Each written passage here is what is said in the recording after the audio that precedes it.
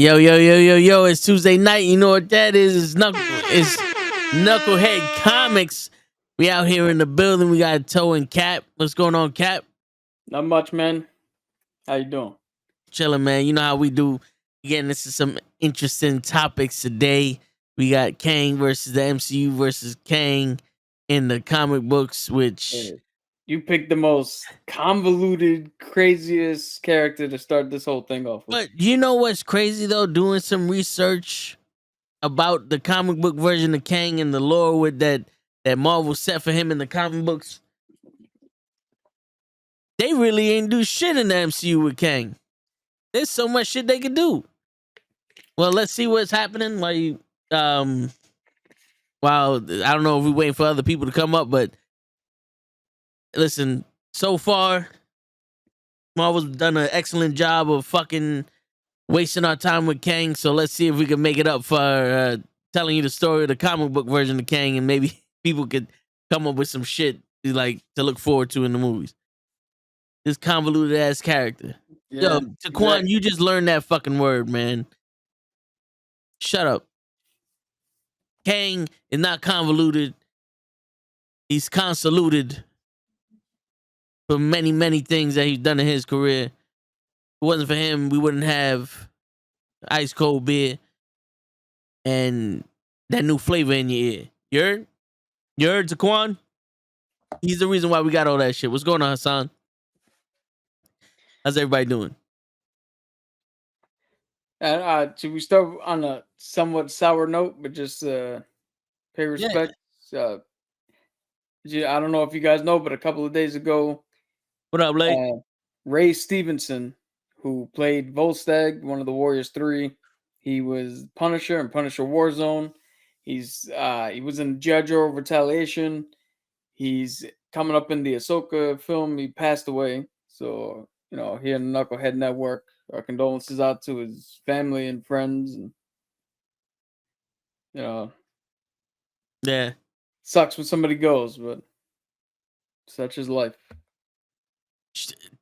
To be honest with you, he was in what looked like the most accurate depiction of the comic book version of Punisher movie. Yeah. You know, like it actually seemed like this man was. They pulled out the comic book and they just put him in there. And it sucks that he's gone, but like we said, our condolences to the family and all that. But any other news? Uh, the only other news is there's seems to be it came out revelation that the writer for Kang Dynasty may have actually been fired. So I believe it's the same guy who wrote the most accurate physically, yeah. Yeah, he looked exactly like the Punisher from the comics. And the writer, I believe now it's going around, it's not 100% confirmed anywhere, but it's believed that he wrote Quantum Mania, he was writing Kang Dynasty. He's fired off of Kang Dynasty for other stuff which was not made public, but he may have leaked the script for Ant-Man Quantumania online, and that's one of the things that they fired him for. So the Kang Dynasty movie, who knows what's going on with that outside of Jonathan Majors? Because now there's a writer strike. There's actually so the writers are on strike, which means a lot of the Disney Plus shows and the Marvel shows and pretty much all of Hollywood is stuck right now. They can't get anybody to come in and write scripts or anything for them. Coming up June 5th, the Actors Guild, the SAG Actors Guild, is actually determining whether they're going to strike. And if they strike, that shuts down production. Cap 4 is not, they got to shut down immediately. All these movies get pushed back because nobody can report to work. So Hollywood's in disarray. Other shit's happening at Marvel. It also was reported that Marvel was not going to make Kang the feature of this whole MCU. until they saw what his performance was while he was filming both Loki as He Who Remains and in Quantumania as Kang the Conqueror. And for some reason, when they saw his performances, they were like, "Up, we just hang our hat on him, on Jonathan Majors and this whole performance, and this is gonna be our next thing." But that originally was not the plan. Well, if they would have watched the movie, it might have changed it. Well, remember, a lot of things get put on the cutting room floor that we didn't see. No, I hear you. I'm just saying, watching that movie for the fourth time is just bringing back the PTSD I got from Jonathan Majors did a good job. It's just everyone else.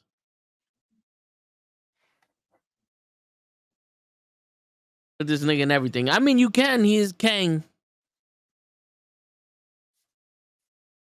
Did his acting suck? No, I'm talking about the movie. Yo, let me tell you something.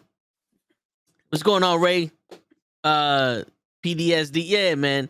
I got all that shit. Post-traumatic stress symptoms of America. Listen, the high evolutionary, right? That's his name?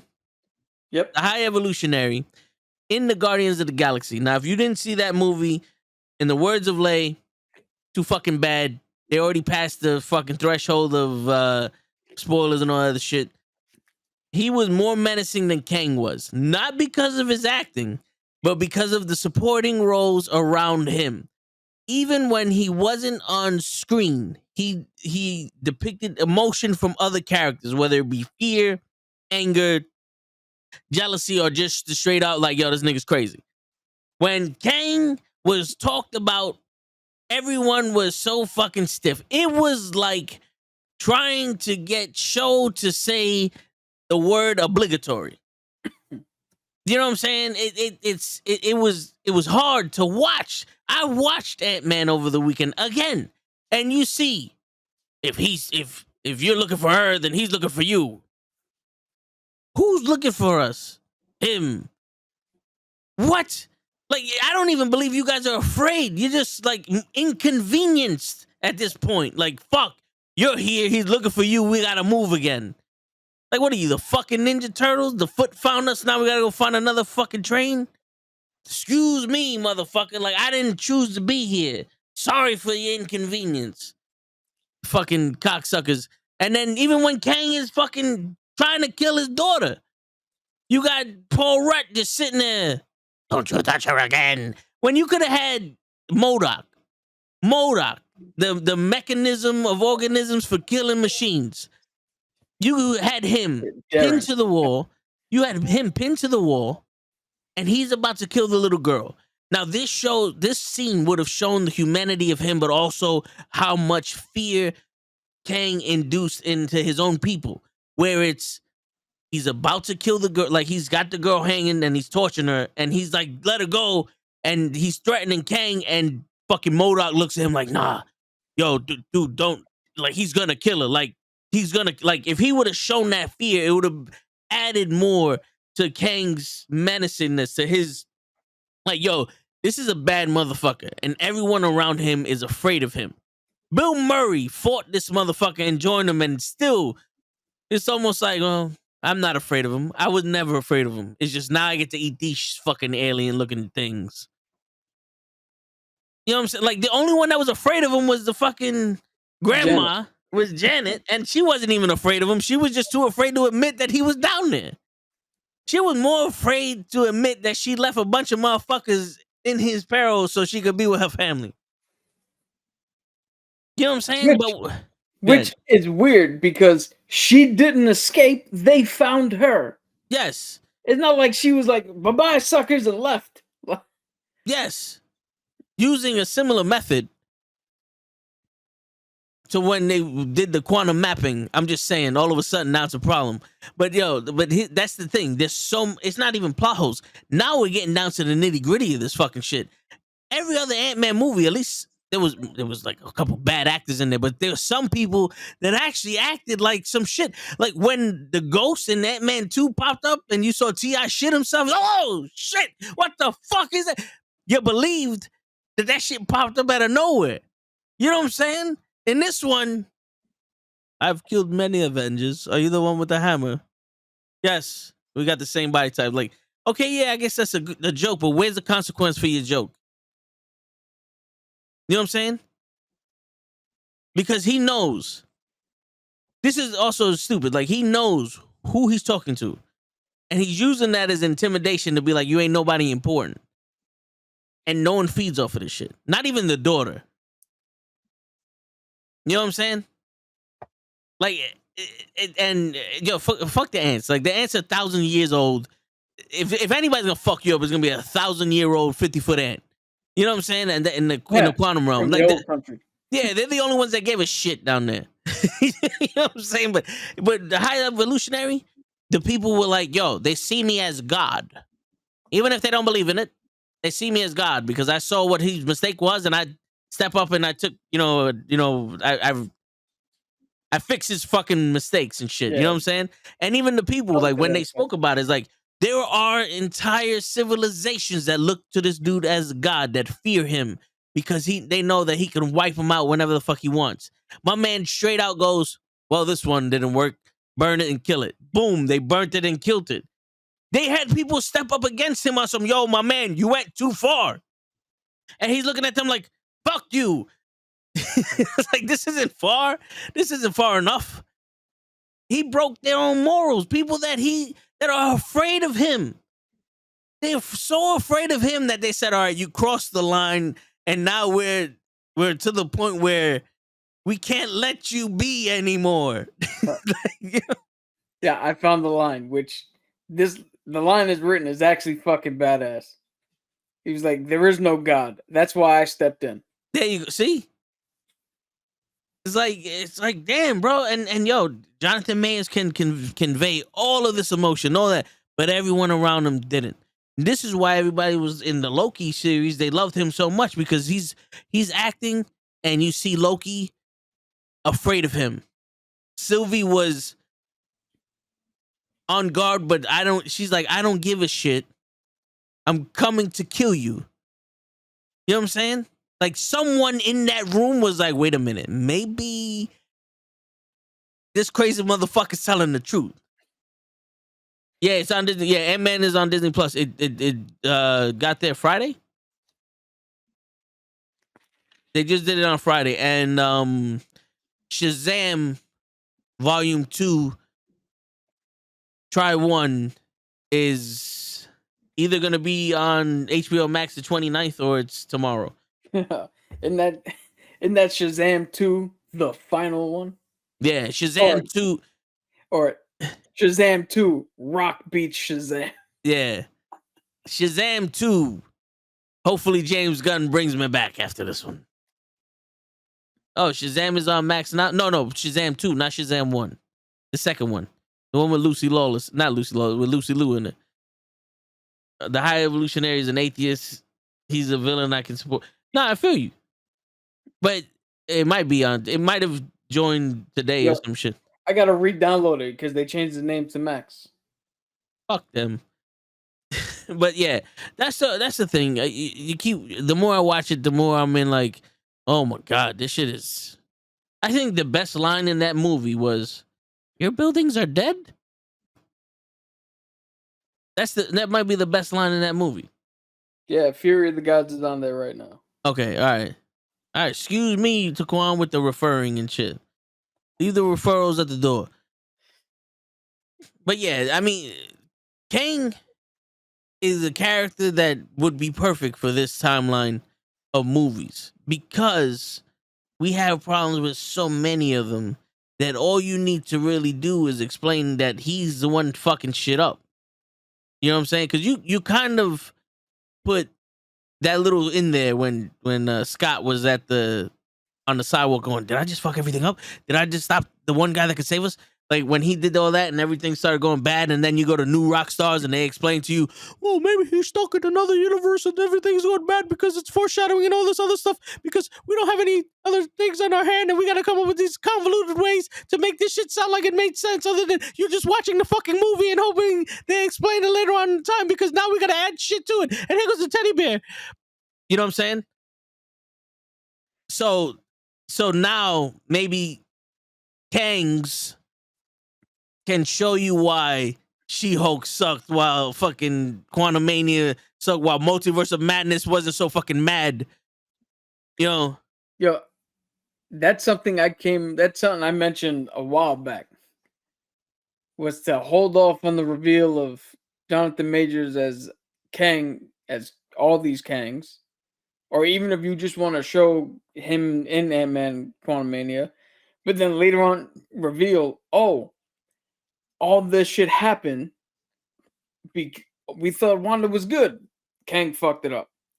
We thought Thor was over his shit. Kang fucked it up. That Kang's been behind it all because the Council of Kangs, each one of them was like, no, let me take a lead. Let me take a lead. And they kept fucking up the shit. So I have a theory based off of seeing the last scene of Loki again, of who the one he who's left is. No, that was just the white people at the bank. That nothing to do with Kang. Yeah. Word. I mean, if Falcon was white, then yes, Kang stopped him in his tracks. But since Falcon was black, denied. You gotta remember that once you check that mark, that minority mark on the loans, denied. We could give you $50, sir. Because now you have to build your credit. Yeah. My credit's $850. No. That's a different type of credit there. Yeah. We can give you $50, to which you'll have to pay us back $60 when we come to collect. Yes. And it's 17 months of $25 a month, and that equals $60 after, before interest. What? After shipping and handling. Yeah. That's right. He's holding other niggas back. But all right, so you want me to give you my little theory? Yeah, I thought you were gonna do it. Yeah. All right, so in the last scene of Loki, or when he who's left is talking to Loki, he mentions the fact that the first person to travel through the multiverse or through time and develop that there's multiverses layered on top of each other is the one that found the creature. Then, in the same sentence, says, I weaponized the creature and I won the war.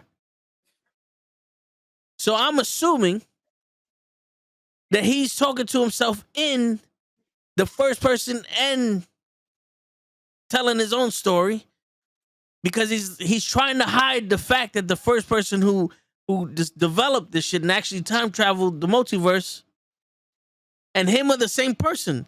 So I think the one who's left was Victor Timely. But also, when you say you kill me, it's just going to start all over again.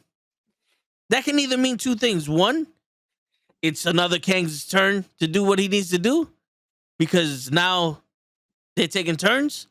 Or two, they just jump back in time because they're not really dead.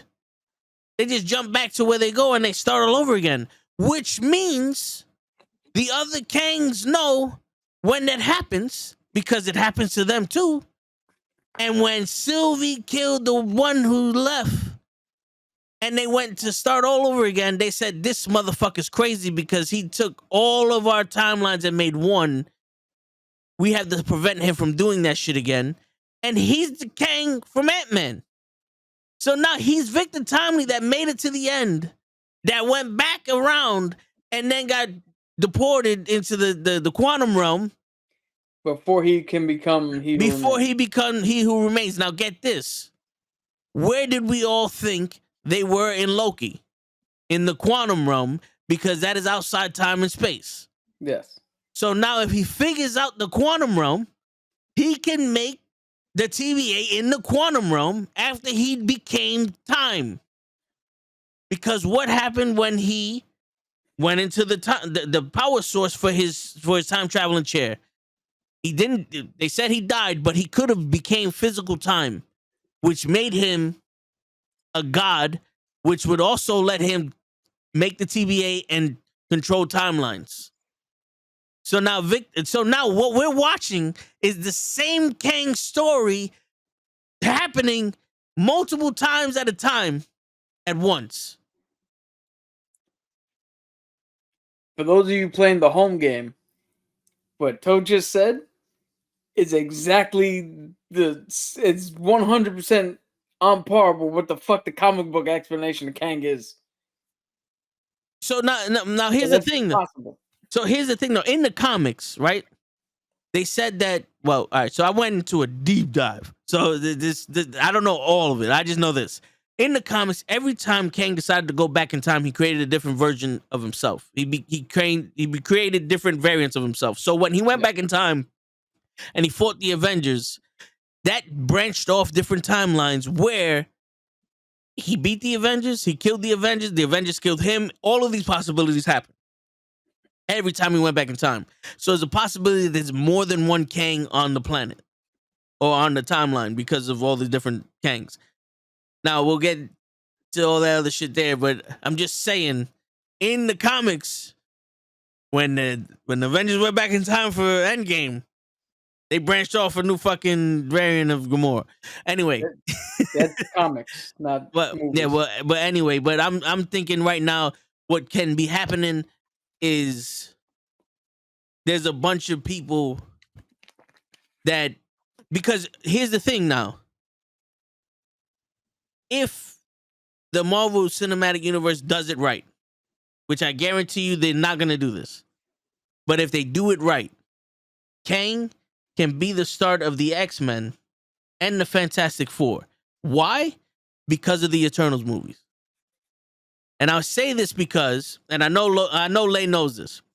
Kang originally went back in time to become Ramen Tut to look for Apocalypse, the first mutant, because he found eternal life or something like that. He looked for Apocalypse. Now Apocalypse got his powers from the Eternals. Yeah, something like that. He got his technology. He got his technology and his powers to do shit without, basically you're fucking up reality and all that shit. But he got his suit and his technology from the Eternals. So Ramen Tut went back to look for Apocalypse. Now, you notice Ramen Tut in Ant-Man had mechanical arms and legs. He had technology on him. You even that is like, he got fucking machine arms and shit? Yeah, motherfucker with jacks. Now, think about this. Yo, shut up, Taquan. I'm talking. I don't give a fuck what his name is. We're calling him Ramen Tut now. All right? He who's left and Ramen Tut are in my fucking world.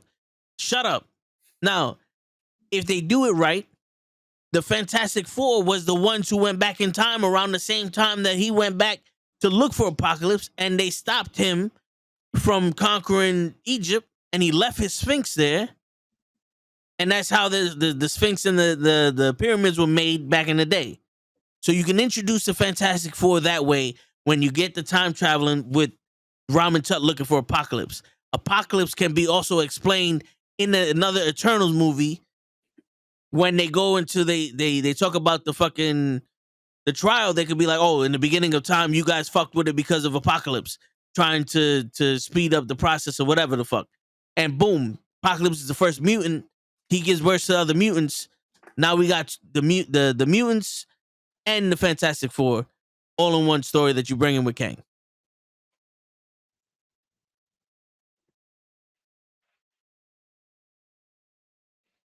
You're right that they're not going to do that. Yeah, because God forbid, right? Well, as you were saying that, I kept thinking, that sounds great as its own contained movie. Like, if that was the premise of the movie, that sounds great. But if you try to put that within the premise of another movie, it's going to feel like, hey, we have a movie. Oh, right. Shit. Hold on. Let's go talk about this other shit real quick so we could set up something, and then we'll get back to our movie. Which is potentially why they don't do it in real life. All they gotta do is just throw in Apocalypse, just as an explanation. Yes, you're right. But I'd have to see what story that they were trying to tell, because it kind of like I said with Guardians, like the story that they were telling, it would have seemed out of place if they were like, oh yeah, let's go talk about that hand in the ocean and fucking explain this shit real quick. Like that would have been like, Well, what? remember, Kang also kidnapped the children of Apocalypse. No, he kidnapped the children of Archangel and one of the other horsemen. Yeah, but what are the so that could get Apocalypse mad, and Apocalypse will be like, "Man, that sucks for you, Archangel," and give him back his wings, and then now go fuck up Kang, and boom, X-Men. Yeah. Again, in a movie about that, 100%, yeah. In Blade, I don't know. Well, what else is Blade gonna do? Kill vampires? Well, right now he's just killing writers. Oh, also, now get this, because we're gonna talk about it, and you tell me if I'm wrong or not. Kang, back in time, in one of his time shits, fell in love with a girl, the king's daughter, whatever the fuck. He's ruling the shit. In the future. In the future, fell in love with this woman, and she didn't want nothing to do with him.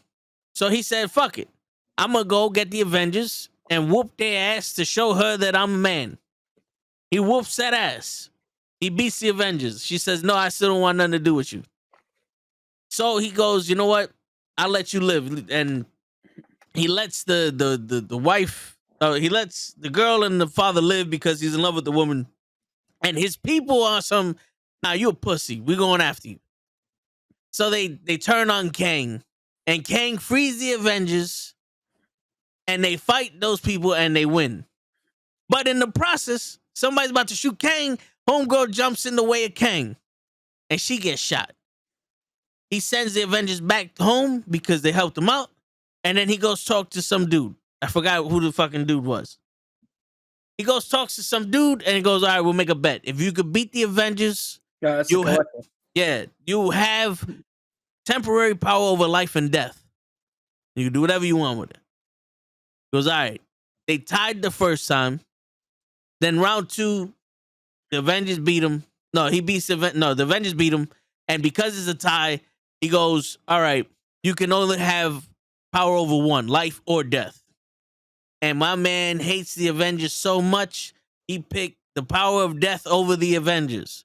And while he's trying to kill the Avengers with the power of death, your boy, the Black Knight, Tosha Strudel from Game of Thrones, and the Eternals movie, saves the Avengers because he's not an Avenger, so he doesn't have the power of death over him. He saves the Avengers and stops him from killing the Avengers. You see how the Eternals movie ties in with Kang? Yeah, right now I feel like Nebula. It's like you missed some important things, but that's the gist of it. Yeah. You tell the story. I'm just out here to let Lay know that the Eternals could have been the movie that we needed at the time we didn't need it. So, all right. Yes, they tie into Kang. If that's the story they're gonna tell, it's because Captain America also ties in with Kang, but none of his movies were telling that story, and it would have been dumb to put that in there somewhere.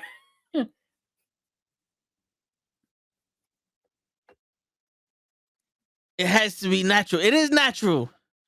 They naturally go together. You telling me that they can't bullshit their way to something? They bullshitted their way with Spider-Man. All of a sudden, there's a guy in New York City with a hoodie on swinging from fucking spider webs, and no one gave a shit until Iron Man said, "You know something? I need a kid to take Cap's shield, and this is the one to do it." Dude, but that's how it was in the comic. When he was in his homemade costume, nobody gave a shit until he pulled on the real suit. So you're saying there's a chance? No. Because in the comics, they did the same shit, and in here, they can bullshit their way to it. All right. There's not argument time, but for advocacy's sake here. Captain America Civil War, the movie, blended perfectly with the story that the movies themselves were telling. Yeah. Had nothing to do with the comic at all.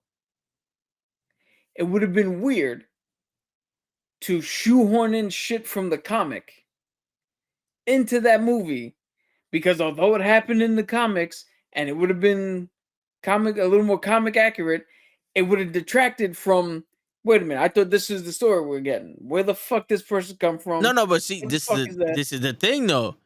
We're talking about Kang. What movies are we talking about? Eternals and Quantumania. Yeah, but Eternals. So our Eternals ended already setting up what the second one was possibly going to be. Yeah, but you can look. Here's the thing: you can always bullshit your way to the top. Yo, the number one movie in the world right now literally rewrites movies we saw. Yeah, Fast 5 was rewritten in Fast 10 for the sake of the fucking movie. John Cena became an invisible brother. He became a brother that was non-existent to a fucking 5'4" skinny white boy with blue eyes at 19 years old. To a 6'4" fucking 300-pound man with blonde hair and blue eyes that's now Toretto's brother. A full Mexican from DR that lives in Colombia that's fucking from Brazil. His pure white brother got the same father and mother. And they just shoehorned that shit in and said, believe it. But yeah. we need arithmetic to happen in the MCU. Hold on, because you brought that up. The Fast what's Fast X, right? Fast X has one of the lowest openings here domestically in the franchise in the States. The only one lower was the original Fast and the Furious, if you don't adjust for inflation, and Tokyo Drift. And when you adjust for inflation, those movies they surpass this movie. Well, those movies, Fast X is getting such a low fucking box office shit because there's 3 other fucking movies happening after it. John Wick 1 was critically acclaimed because we thought that was it. Why is this fucking guy barking when I'm talking? There should be no barking when I'm fucking talking. But when they found out John Wick 3 was going to end with a John Wick 4, they said, you know what? We'll wait until John Wick 4. So we're going to wait until Fast X 5 to watch Fast X, Fast X 2, Fast X 3, Fast X 4. And on top of that, Fast X got a B+ cinema score, which is Cap. Not that good. Cap. Fast X should have been called Fast 9, but this time with Jason Momoa in it. They literally did the same shit. You're muted. No, because I'm trying to look up something. Oh. I don't want to say it in the... Don't take writing advice from... Well, you know something, Taquan?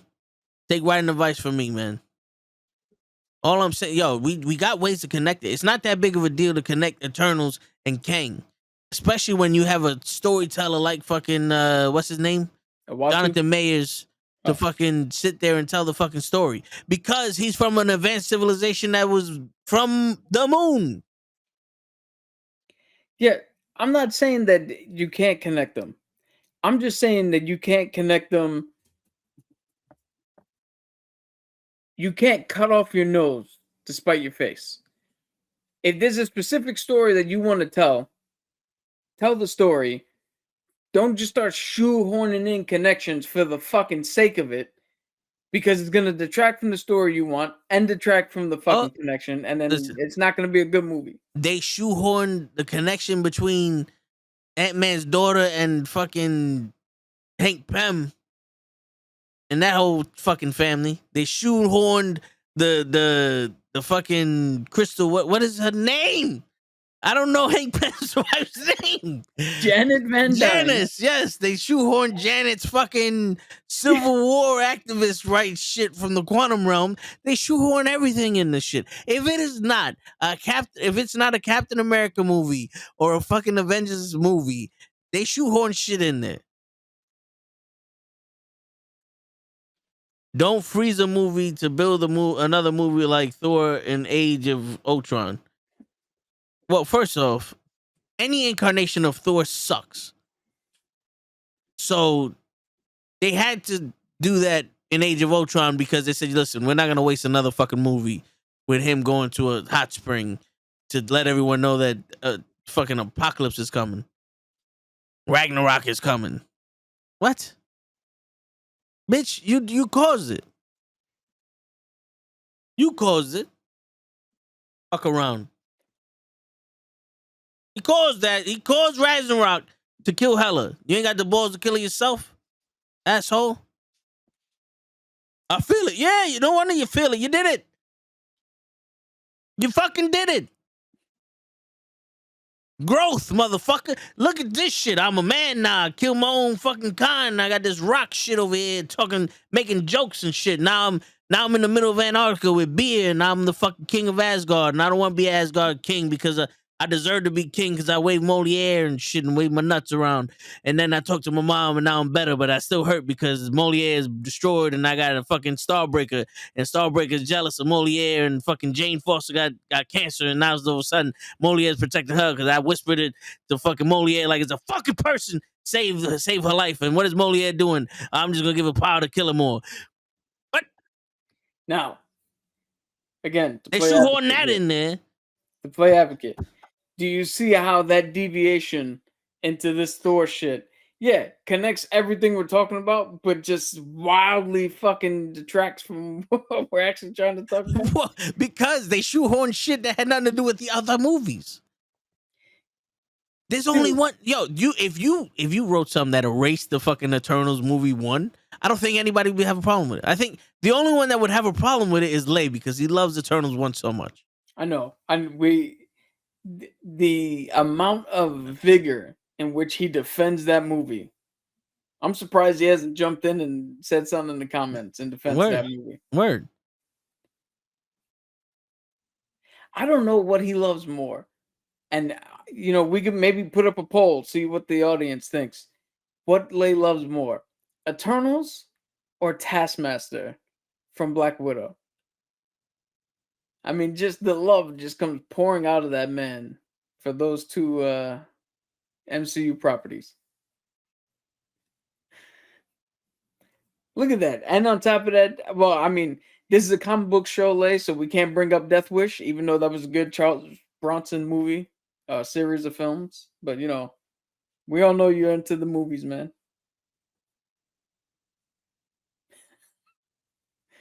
That's what you get for not being there. Word. I feel like he's about to jump on, like you're about to put him on screen and he's going to karate chop me through the camera. What was it? Eternals or what? Huh? Eternals or what? Taskmaster. You're actually going to... You're going to put a poll for all two of them? Death Warrant signed. Is that the new one? The reboot of the series? Yeah, that's Eternals 2, I think. Eternals 2, we explained Kang. Word. There you go. Now we got the poll up. It's only on YouTube, Taquan, so get your ass over to YouTube and go into the poll. Before we start fucking around and ban you for life. We shoehorn the fucking... I cast my vote. Why don't you suck a dick? Taquan, huh? You fucking asshole. See, now I don't know where my shit... There you go. Go suck a dick, suck a dick, suck a motherfucking dick. Suck a dick, suck a huge or small dick. Fucking asshole. June 17th is gonna be eventful. Word.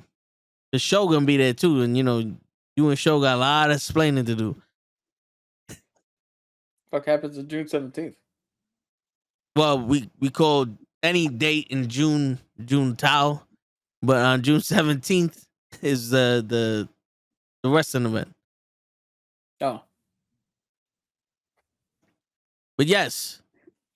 So, Cap, explain the origins of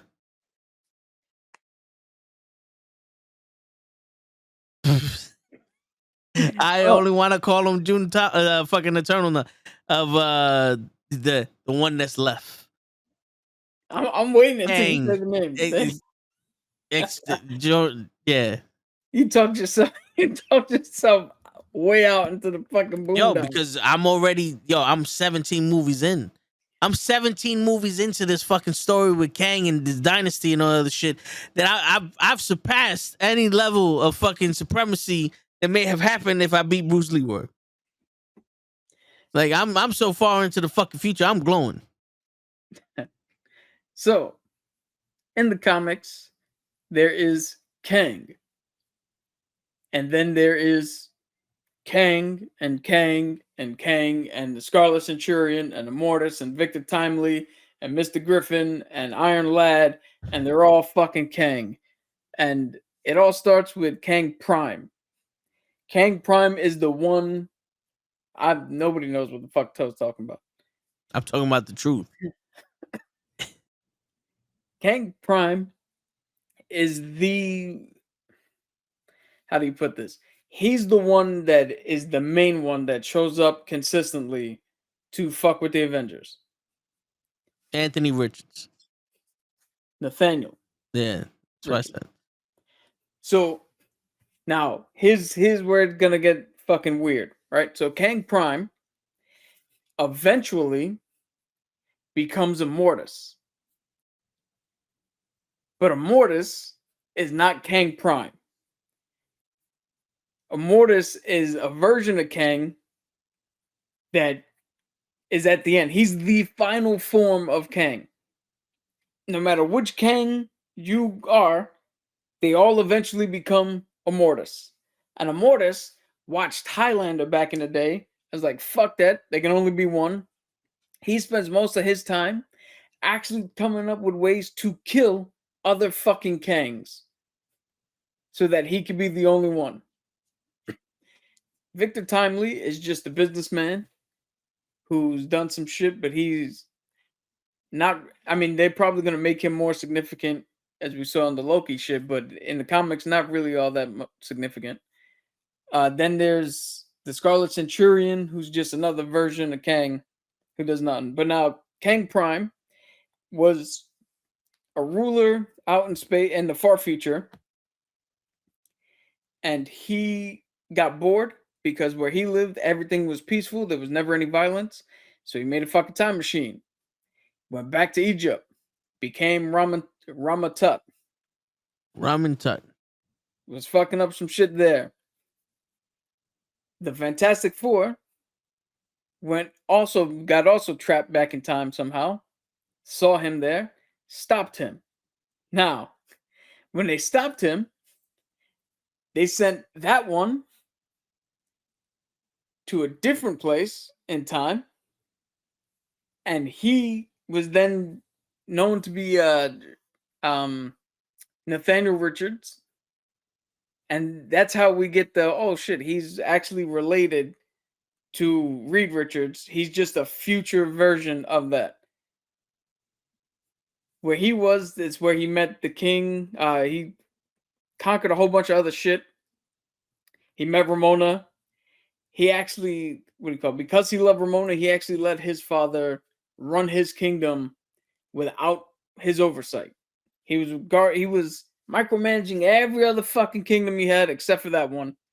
And as Toad said, Avengers came in. She didn't give a shit. She died.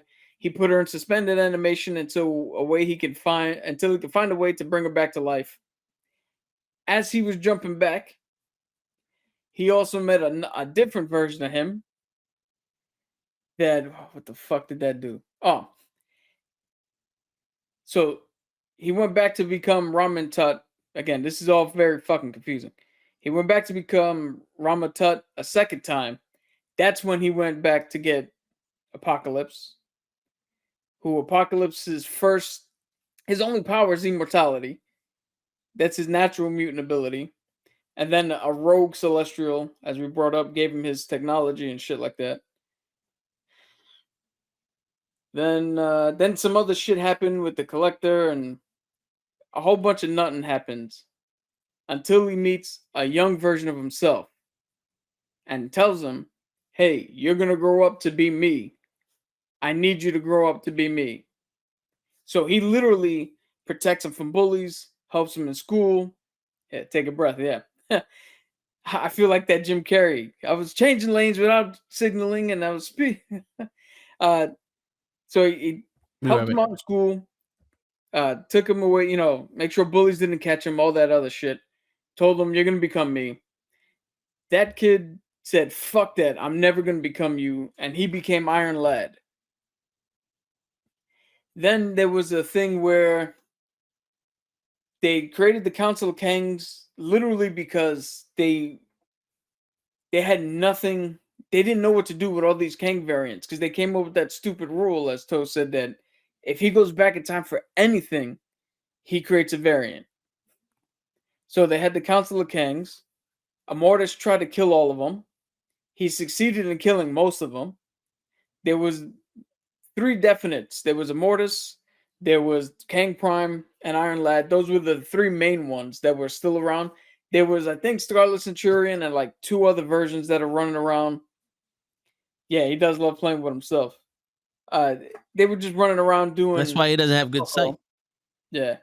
So then there was an event where I think it was the New Secret War, where Captain America discovered the fact that the Illuminati were going to end the universe. The shit they were doing was going to end the universe. So Captain America actually went to Kang, Immortus, and Iron Lad and told them, "Yo, you got to help me stop them because what they're going to do is unravel everything."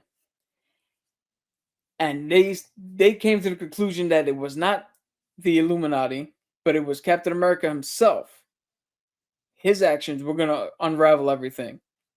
So they locked up Cap to try to keep him from preventing what he thought was going to happen.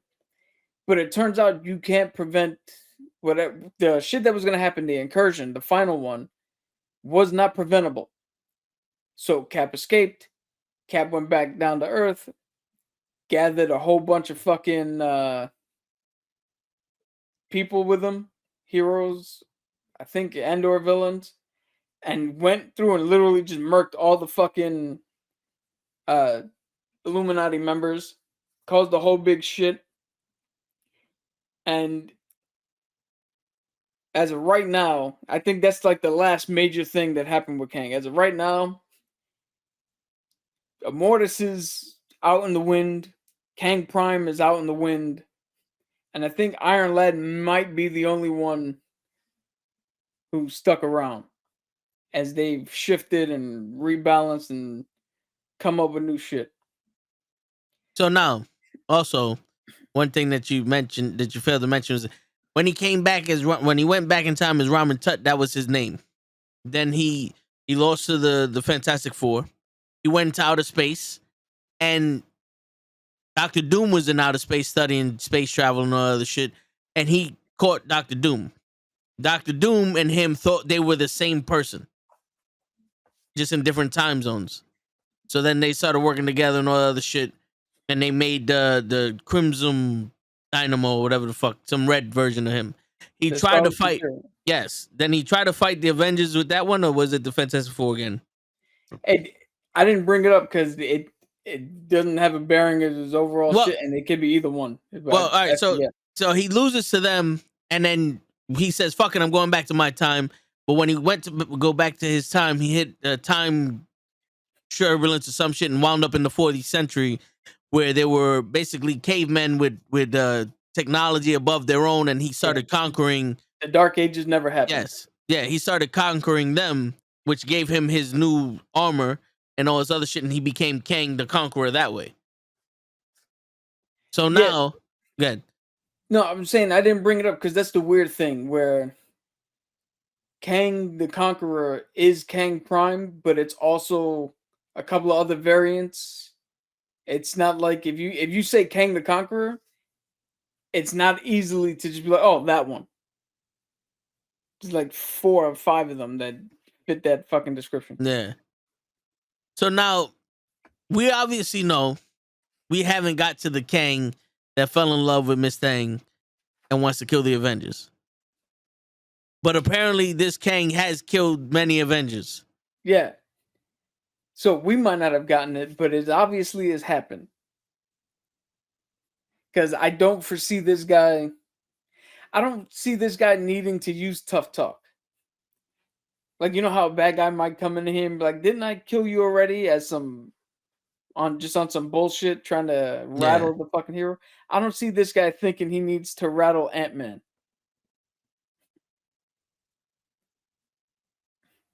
Now here's the thing though, right?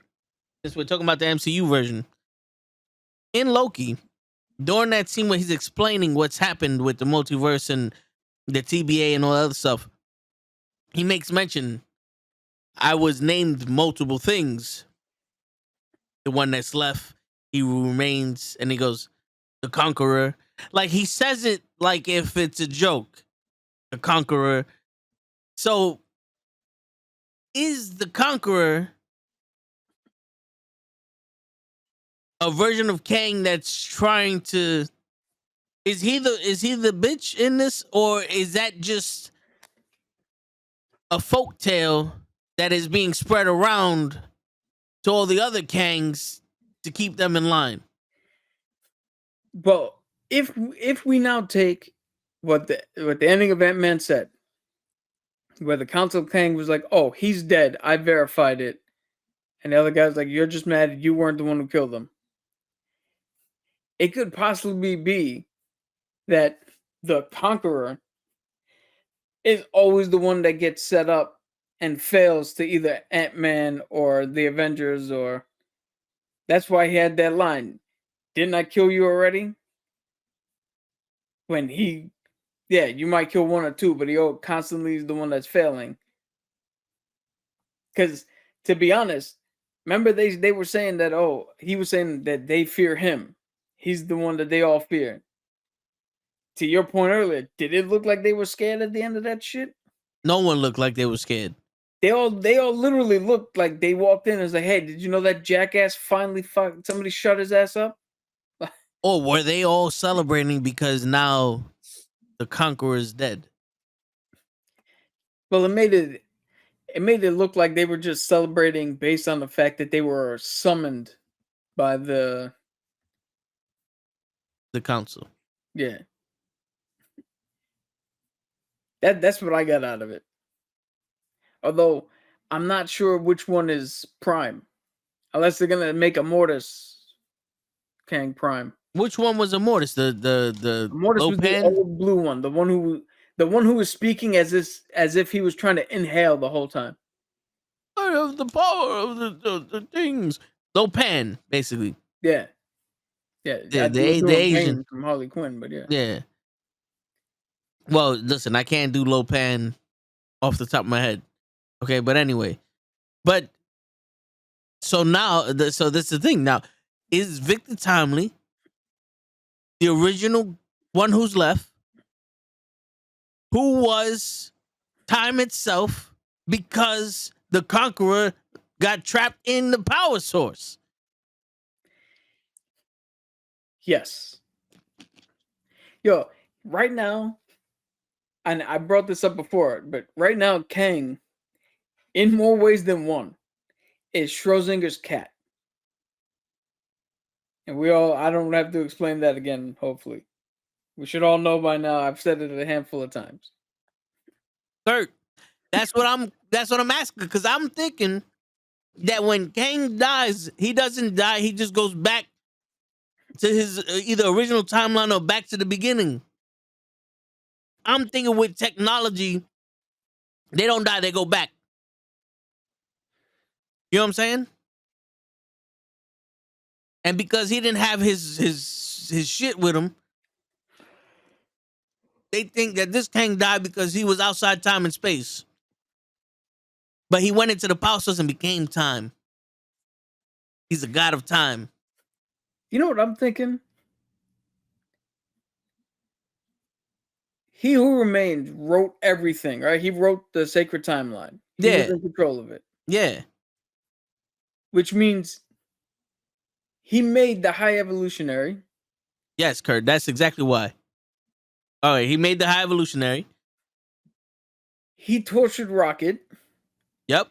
Like, there's a whole bunch of shit that happened before the sacred timeline split that he did nothing about or didn't. Like, Earth was about to be destroyed by a hand in the fucking ocean. If you're the one in control of this, they didn't make it clear. Was he writing it, or was he just managing it as it happened? And anything that deviated from what he knew to happen, he was pruning. Yes. Because he did say, I can give you the power and you can go and defeat the Avengers and have all the Infinity Stones if you wanted and all the other shit to Loki. So he was writing it. I think so. I think he wasn't. I don't think he was writing it. I think he was controlling it. He was just managing the flow. Because what he said in Quantum Mania also was, when you reach the end of time, everything else seems irrelevant. So basically, what I think he's doing is not writing time. What I think is he's controlling events in such a way that it forces time to be in one motion. Whereas, like, Thanos snapped everything that was supposed to happen because, like he said, the Avengers were supposed to go back in time and do all the stuff they did to come back and defeat Thanos. Well, I think more to that point, I think the invention of time travel was supposed to happen. So that way he can get to time travel in his future. Yeah. So, like, I think Victor Timely's the start of that whole, hey, maybe time travel, maybe not, can happen shit. And then, that's why out of 14 billion different scenarios, only one worked. Think about it. If you're controlling time and you need them to develop time travel, only one way can work. I mean, there's probably a million ways you could have got Tony to do it without having to kill half the motherfuckers. But what's the quickest way? To that point, if he's letting a lot of shit happen. Like, I want to know, I'm not more curious as to what he didn't allow to happen.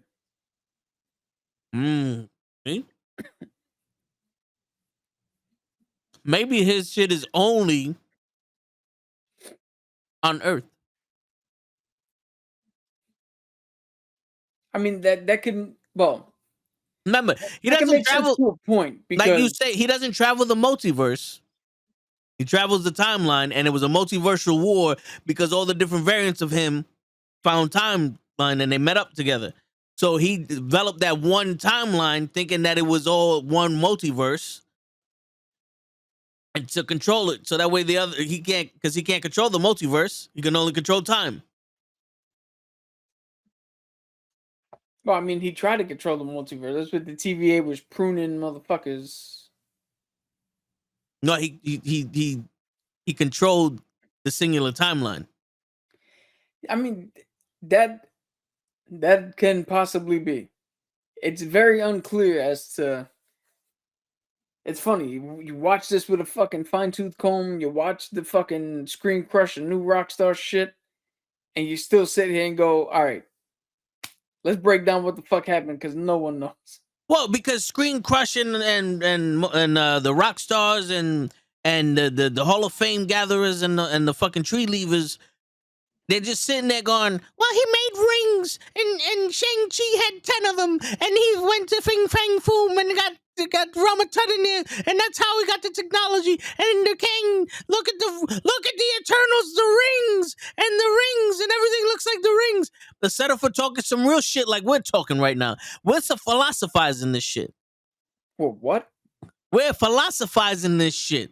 We're not sitting here trying to put loose connections to each connection. We're making sure that the gauge of the wire is correct before we plug it into the fucking adapter, and we get the amplification going of the fucking circuitry in which Kang is running the fucking timeline, and thus making Doctor Strange see Kang in one of his visions, because he knew in 1 in a billion tries the only way to beat Thanos was for them to develop time travel. When he had the Eye of Agamotto, and he could travel through time too. Yeah, I'm not gonna sit here and challenge the veracities of your conclusions. I'm telling you, when when you speak comics as fluently as I do, What the fuck are you eating? pretzel. Sorry, it threw me. We don't have No, pretzels in this shit is super cold, and it fucking froze my tooth. So I needed something to get it back into the fluctuation of shit. I know plenty of words. I know a plethora of words. Daquan. Now the problem is, do you understand the words that are coming out of my mouth? Nah, the real problem is they fucked up when they wrote Kang. Because I don't really care what anybody says. I honestly believe, and I probably, if I really look for it, I might be able to find some proof to this conclusion. But my belief is they wrote a bunch of different motherfuckers. Then somebody was like, hey, we have all these people here. The fuck are we gonna do with them? And somebody went, let's make them all Kang. Fuck it. He's Kang. He's Kang. He's Kang. Now here's this, right, for the MCU. I'm gonna go back and I'm gonna double down on what you and Cabs said about Ant-Man. MODOK is the main bad guy of Ant-Man, and he's looking for that power source for Kang. And at the end of Ant-Man, we get Kang. So it's not showing off Kang, but it's showing off MODOK. But now we're seeing Kang. It's kind of like Thanos sending Loki out in Avengers 1. And at the end of Avengers, well, if you can't do it, I'll do it myself. You know what I'm saying? I think that would have saved Kang, because now we don't have all these preconceived notions of this fucking guy. Yeah. Dude, it also could have benefited if the whole time they're talking about how bad Kang is, bad Kang, blah, blah, blah, blah, blah. Someone was scared of him. Yeah. They stop MODOK. They go to get out. And Scott questions, did we let Kang out? We never seen Kang. We only heard about Kang. Does he really exist? Where the fuck was Kang?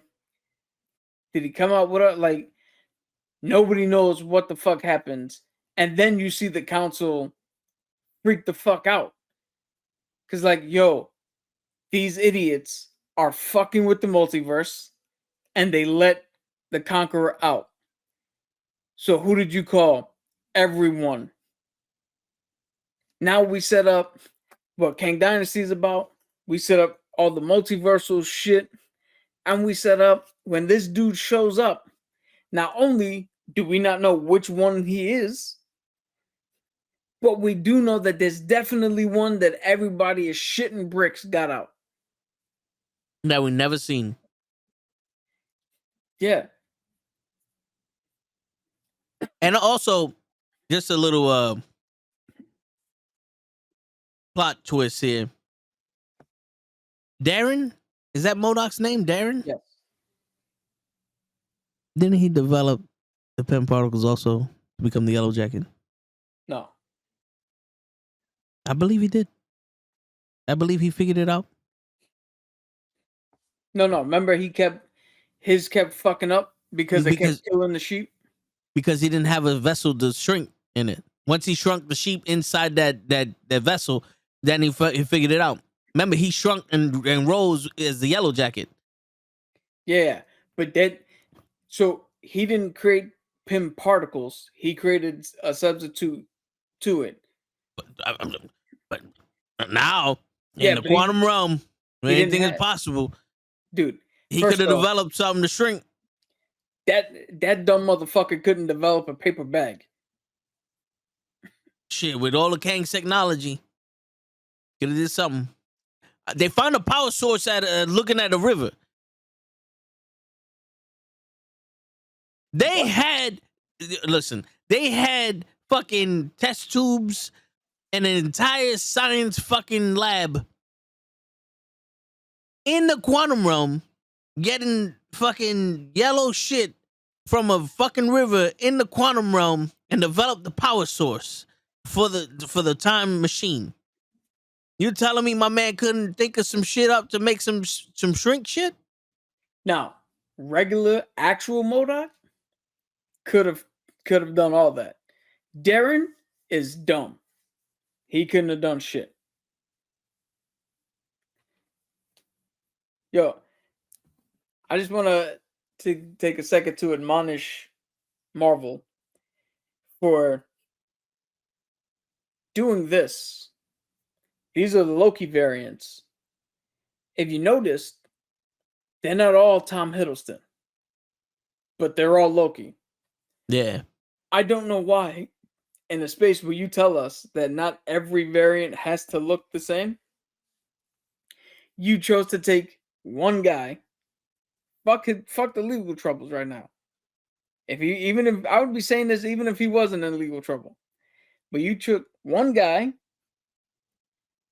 and said, "Fuck it, everything is him." When you could have had a multitude of people. Neil Patrick Harris. Yeah, well, I don't know about him, but you could have done a multitude of things and had a situation where it's like, yo, wait a minute, that's Kang? I thought that was somebody else. Oh shit, no, that's Kang. And that would have been, How dope would it have been if every major part in the MCU there's pictures of a variant of Kang? Fucking Avengers 1. hey, he owns There's a Swarmer. there's a Kang somewhere in Age of Ultron. There's a Kang in Wachovia. In Sokovia. in Endgame, there's a Kang in the battle. Guardians of the Galaxy, there's a Kang talking to the fucking Collector. I mean, they did that with Spider-Man, how the kid in Iron Man 2 was nobody, but all of a sudden that was Peter Parker. Just shoehorn it in there, Jaquan. Shoehorn it in there. But they literally could have done that where they just go back and be like, "Oh, remember this person who had nothing to do with shit? Well, that's Kang now."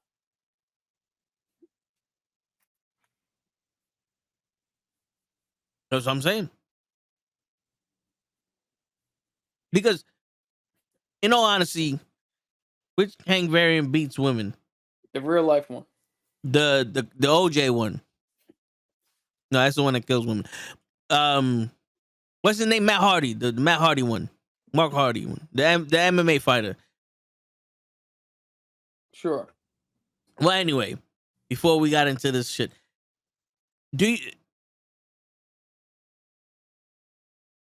is it important enough for the MCU to actually have that detail of a story for Kang? Or are we gonna just go straight into, oh look, there's green people running around looking like us? That's more important. So Kang is gonna have a battle and all those people are gonna pop up out of nowhere and now we're mad at you and Kang's dead. You kill one Kang, you kill them all, Kang. Well, shit, isn't that the plot of Independence Day? You kill the mothership, Yeah. all the other ancillary ships die. That's it. No, honestly, The one who dates a woman who talks too much. The one that wants to fight the fucking Fantastic Four. This bitch won't shut up. I'm killing you now, Fantastic Four. Where's Sue Storm? She's catching these hands. Yo, I heard Sue Storm's gonna be played by John Cena because you can't see him. Oh shit! I tell you, if John Cena, what if he plays the Thing? No, I'm gonna do this. I think you said you like him as an actor. I'm gonna do this as quickly as possible. John Cena has one range. He has one range, and sorry, I laughed at what the point. Yeah, my dad can be Sue Storm. I don't think Sue Storm smokes though. Yeah, he has one range, and it's stay the fuck away from the MCU, and that's it. And then that's all we're gonna talk about with Cena. If we need a wrestler or someone from the wrestling world to act in a Marvel movie, let's get Batista. Seth Rollins. Moving on. He's already in it. Moving on. Yo, I hope that he's like the fucking the construction workers from the She-Hulk. The Wrecking Crew? The Wrecking Crew. No, that wasn't the Wrecking Crew. They were the construction workers. Cause that's not the Wrecking Crew. I hope he's one of them. Like he just pops up and fucking Cap just like hits him with the vibranium wing and fucking decapitates him. Decapitates him. All right. Shit. What was your so the deep story? Yes. I think they should, but here's the problem.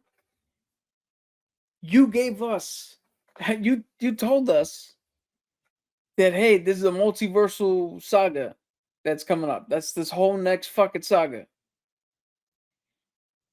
But you keep telling your fucking writers to write individual stories.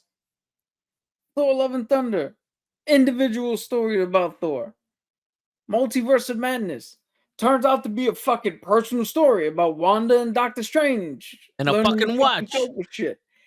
Shang-Chi. Well, all right. That's an origin story. They don't count. Yeah. But that's an apology origin story. Yeah. Wakanda Forever. An emotional fucking personal story. The Marvels. That's their everything you're showing us has its own fucking story that's going off in its own fucking direction. And it's got nothing to do with multiverse shit. Guardians, nothing to do with multiverse. Wakanda, nothing to do with multiverse. Thor, nothing to do with multiverse. The Marvels, they're switching in and out of themselves. Nothing to do with the fucking multiverse. Cap's not going to do with the multiverse. Loki might, because Loki's more time, but Loki's dealing with Kang. So there's one. Ant-Man had nothing to do with the multiverse. Ant-Man. As we're going to call him Anti-Man. I mean, at this Ant-Man. Point. Captain America 4. It's got nothing to do with the multiverse. Blade. Nothing to do with the goddamn multiverse. Doctor Strange. Nothing to do with the multiverse. But yet they made the mistake of telling us what the fuck the plan was when they should have just stick to your fucking thing. Make the movies. And at the end we go, oh shit, that was this. Cool. And then the writers want to go on strike. Well, the writers have a good reason to go on strike. Because they can't write no more. No, the writers are actually getting fucked over pretty hard because of I mean, you pull out Thor and your ass. You should. You fucking thought. You thought that Love and Thunder was a fucking good movie to write? You know that the entirety of the writers in Hollywood, not just the Marvel writers. I'm talking to the Marvel writers. I'm talking to the motherfucker that sat there and said, I don't know law, but I'm making a law show. I don't know fucking comedy, but I'm making it funny. I don't know She-Hulk, but I'm calling it She-Hulk. You assholes. You assholes. The only good thing about that fucking show was something that already had prerequisites to it. The Hulk, 7 movies with the Hulk. You can't fuck that up. And then Daredevil, who had 3 seasons in Netflix. They just took that character, put it here. You don't need to do nothing. But then you want to go on strike for what? For what? Shit. You want the law? I am the fucking law. You should have made a Judge Dredd fucking show. Taika Waititi wrote Thor: Love and Thunder, so I don't give a shit. You was around other fucking people who wrote other shit and they didn't help you? They didn't inspire you to make a good fucking movie, Mr. Kwakiki? Stick to the fucking bullshit you do. What did you do last? What was the fucking movie he did last? Fucking I'm a milkshake farmer or some shit. Stick to that shit. The Sundance Festival fucking shit. Jojo Rabbit. Yeah, no bullshit. I don't want to hear nothing bullshit. With Ragnarok. Ragnarok was fucking Planet Hulk. Eat a dick. You took the fucking story from the comics and you wrote it for Thor. That's cheating. Fuck you. Jojo Rabbit needs to go to fuck home. J-Lo killed that fucking rabbit and mother and fed it to her daughter. And her daughter didn't know that she was her mom's until it was too late. That's what the fuck happened with Rabbit. No, this bullshit.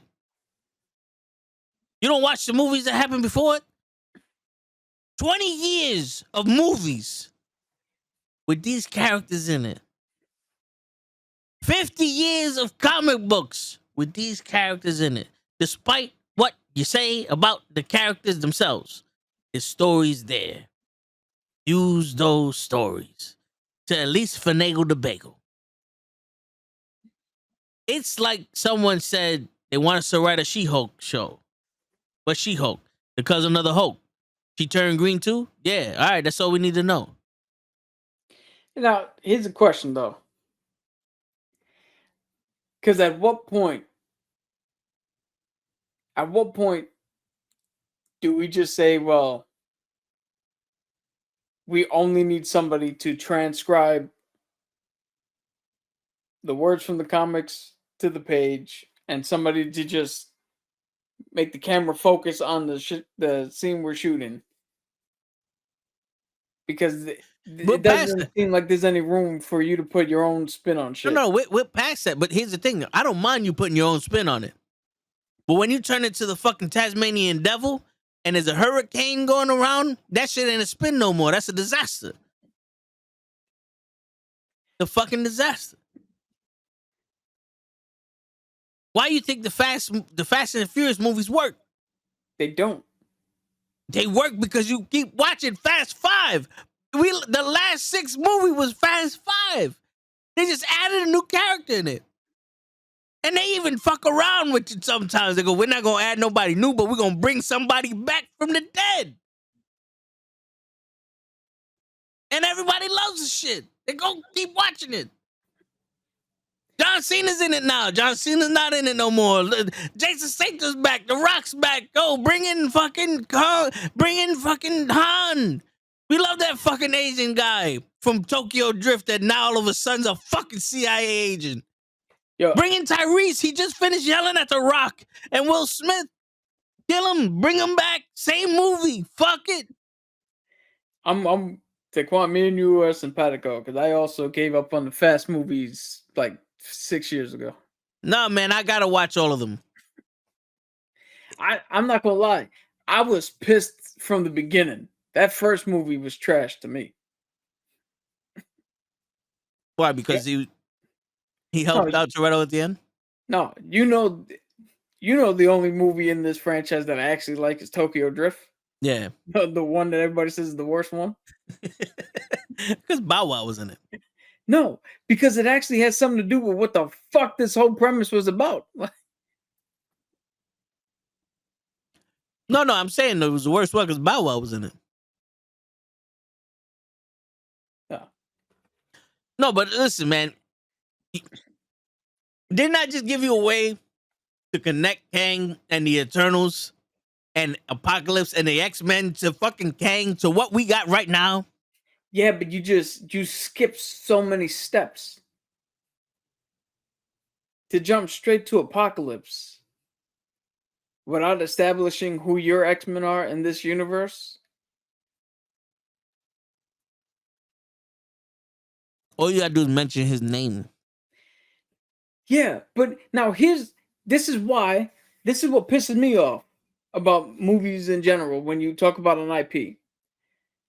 All you gotta do is mention his name. And despite the fact that there's already a movie called X-Men Apocalypse, people are still gonna be like, well, who the fuck is that guy? The general public's not gonna know, or they're gonna assume that it's the one from the shitty fucking movie. And then when it turns out that it's Hold not up. the one from the shitty fucking movie, they're gonna be confused. Hold up. This is why you come to a fucking podcast like this where we fucking set you straight. Now, yes, come watch us set you straight. But again, to play devil's advocate, because Cabs ain't here, were you not the one who just said we shouldn't have to watch ancillary shit? They should just tell us in the fucking movie. No, but here's the thing though.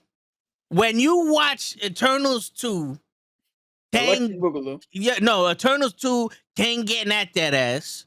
And they mentioned, what's Apocalypse's real name? Abin Abin When they mention Abin and everybody goes, oh shit, that's an Abin. And people go, who the fuck is Abin? We're not sitting here going, oh my god, the Eternals rings, master rings from Ant-Man, and that means that they're connected, and the Eternals made the quantum realm, and oh my god, and it's a smaller realm, and it's the microverse, and then now the microverse has aliens in it, and the aliens are gonna come back, and those are the Krill, and now they're living on the Mars, and look at the Mars, you see the crater in the Mars in the picture, and it's the shape of a building. We're not doing that. We're gonna sit here and go, Abin Sur's Apocalypse. I mispronounced the name. It's N. Saba Noor.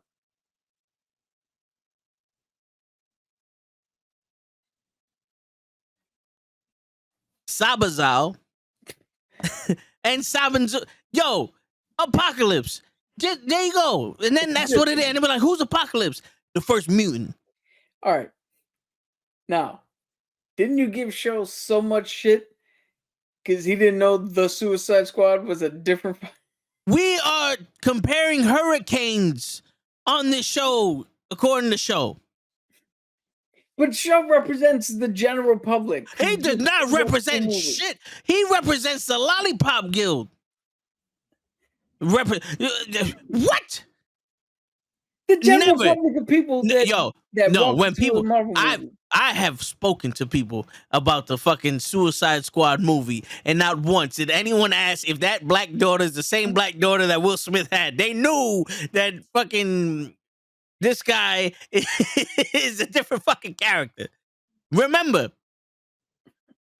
Show 90% of the time is not paying attention to 100% of its surroundings. I'm just saying. He represents a wide swath of people who go see these films. Well, those swaths need to get the fuck out of here. No, we don't make movies for Show. Show hasn't even seen these movies yet. We don't need Show to see these movies. Let other people who have some kind of cognizance watch them. Vin, I'm telling you right now, Endgame was actually rated as confusing by non-comic book movie fans who went to go see it. Well, whose fucking fault is that? It's a part 2.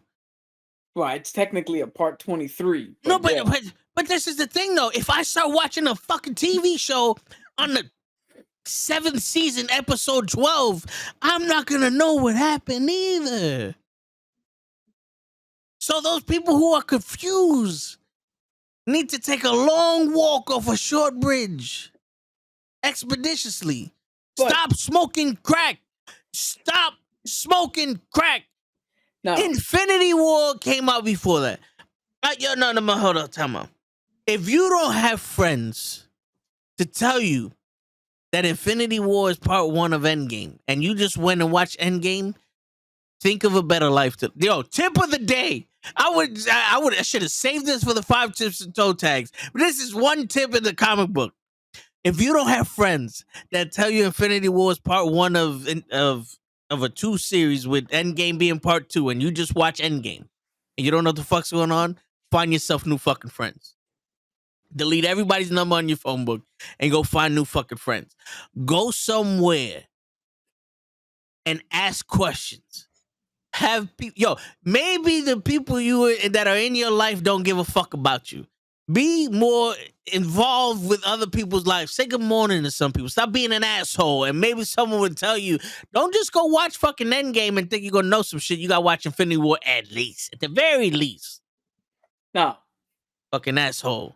Don't you think Endgame could have done a better job of at least not the nuanced shit, but at least describing the conflict of its own self-contained movie? It did. This happened.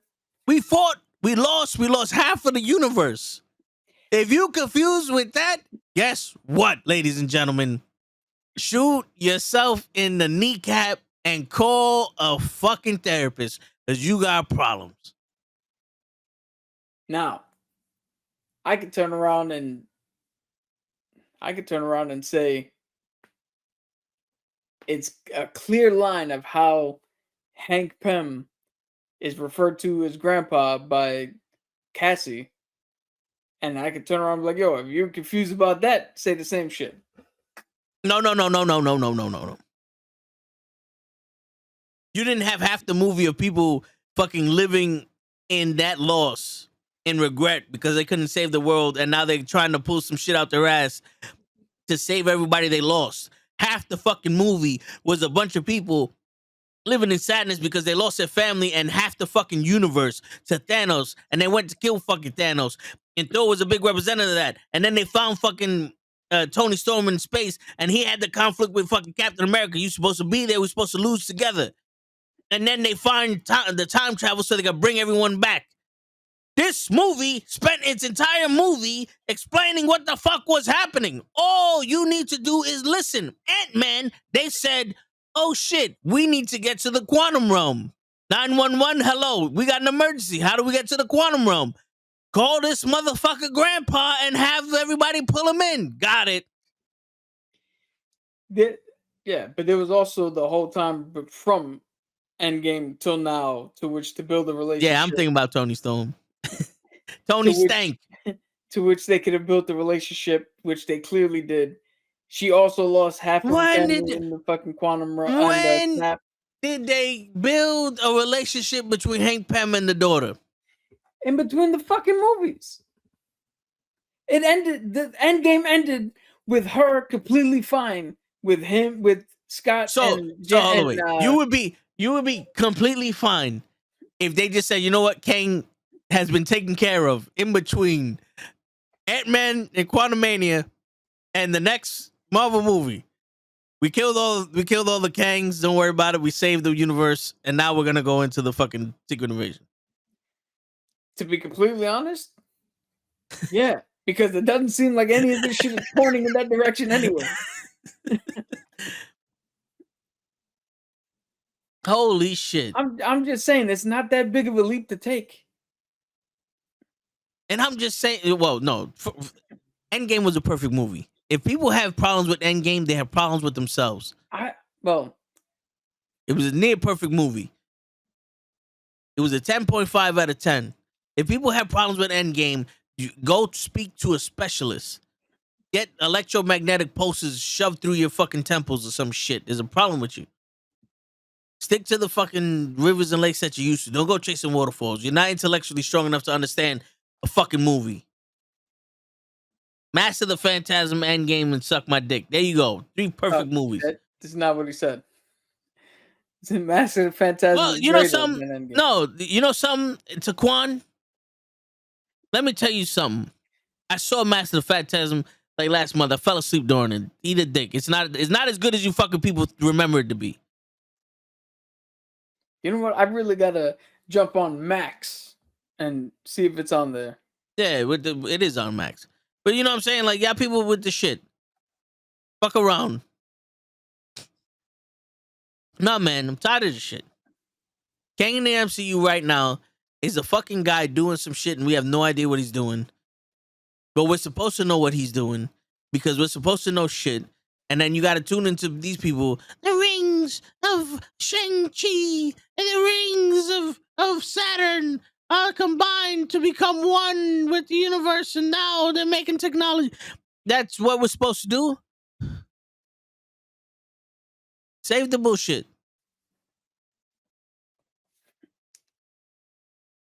We got 12 storylines happening right now. And Kang ain't involved with neither one of them. Yeah, for somebody who's supposed to be your big bad and driving this whole shit, he's damn sure not involved with any of this shit. Especially since if we are to believe that all this is happening now, in actual time, this is all after Sylvie did what she was supposed to do, Lay, and killed He Who Remains. So there's no more sacred timeline shit. Not for nothing. If I was in Sylvie's position, I'd have killed that motherfucker too. Dude, if I was in Sylvie's position, I'd have killed Loki and him. Yeah, I mean, you took me out of my time. I'm literally nobody and nothing. I'm killing you. I got no stakes in this game. Yeah. I don't Fuck give this a she fuck. care. Yeah, I don't give a fuck what happens to y'all.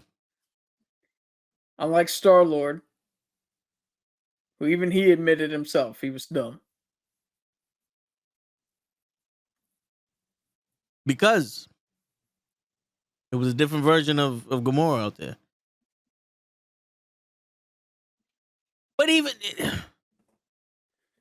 listen, man. If you want to have these self-contained movies, have them self-contained to the point where we don't need other movies to connect to it. You know what I'm saying? Like, Quantumania is like the Age of Ultron right now. It's this phase's Age of Ultron. Because it's not gonna have any time. It's not gonna have any bearing to the fucking MCU until 5-6 movies afterwards. You know what I'm saying? But Age of Ultron was supposed to be a culmination movie, not a.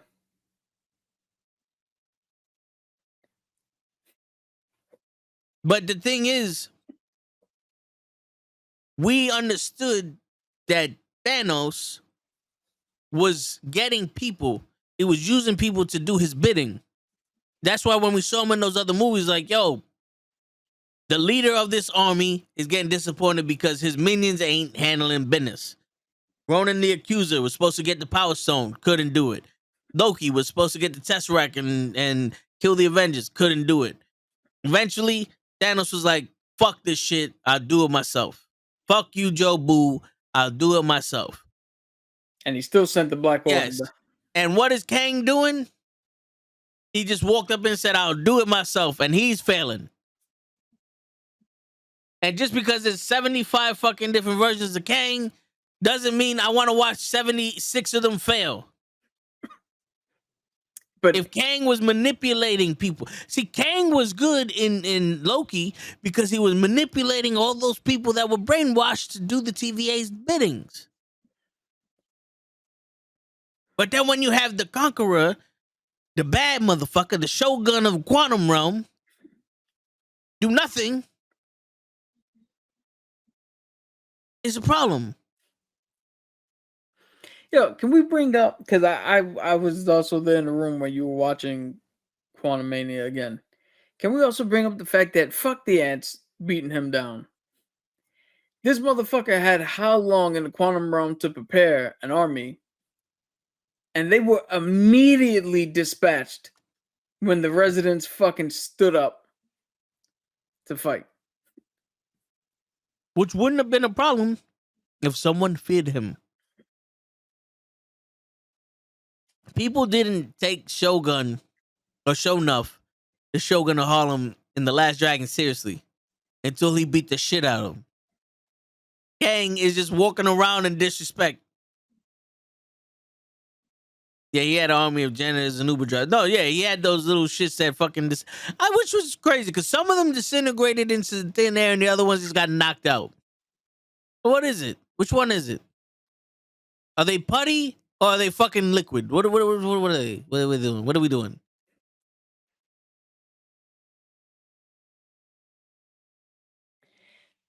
I don't know.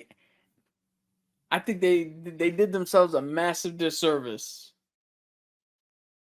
with two With the things. movie. Like I've said, they told us they tipped their hand too early. Because when you tell us what a saga's supposed to be, we're gonna jump to conclusions, and we're not gonna wait for another 10 years to go by to complete the saga before we see what you're doing. We're gonna automatically pick every step one by one. And two, I don't know why you would tie yourself to one man playing every role. And again, this has nothing to do with him getting in trouble now. I would be saying this shit even if he wasn't in trouble. Because before he was in trouble, you can check back at the podcast that we did on the review. I was like, that fucking end scene at the Council of Kangs looks stupid as fuck. Like it was an SNL skit. Yeah. Many people fucking screaming and chirping and all other shit. Yeah, and I don't care how good of an actor he is. He can't do 75 different takes on one guy. he ain't Eddie Murphy. No, but it's true. And then you're gonna show that many Kangs.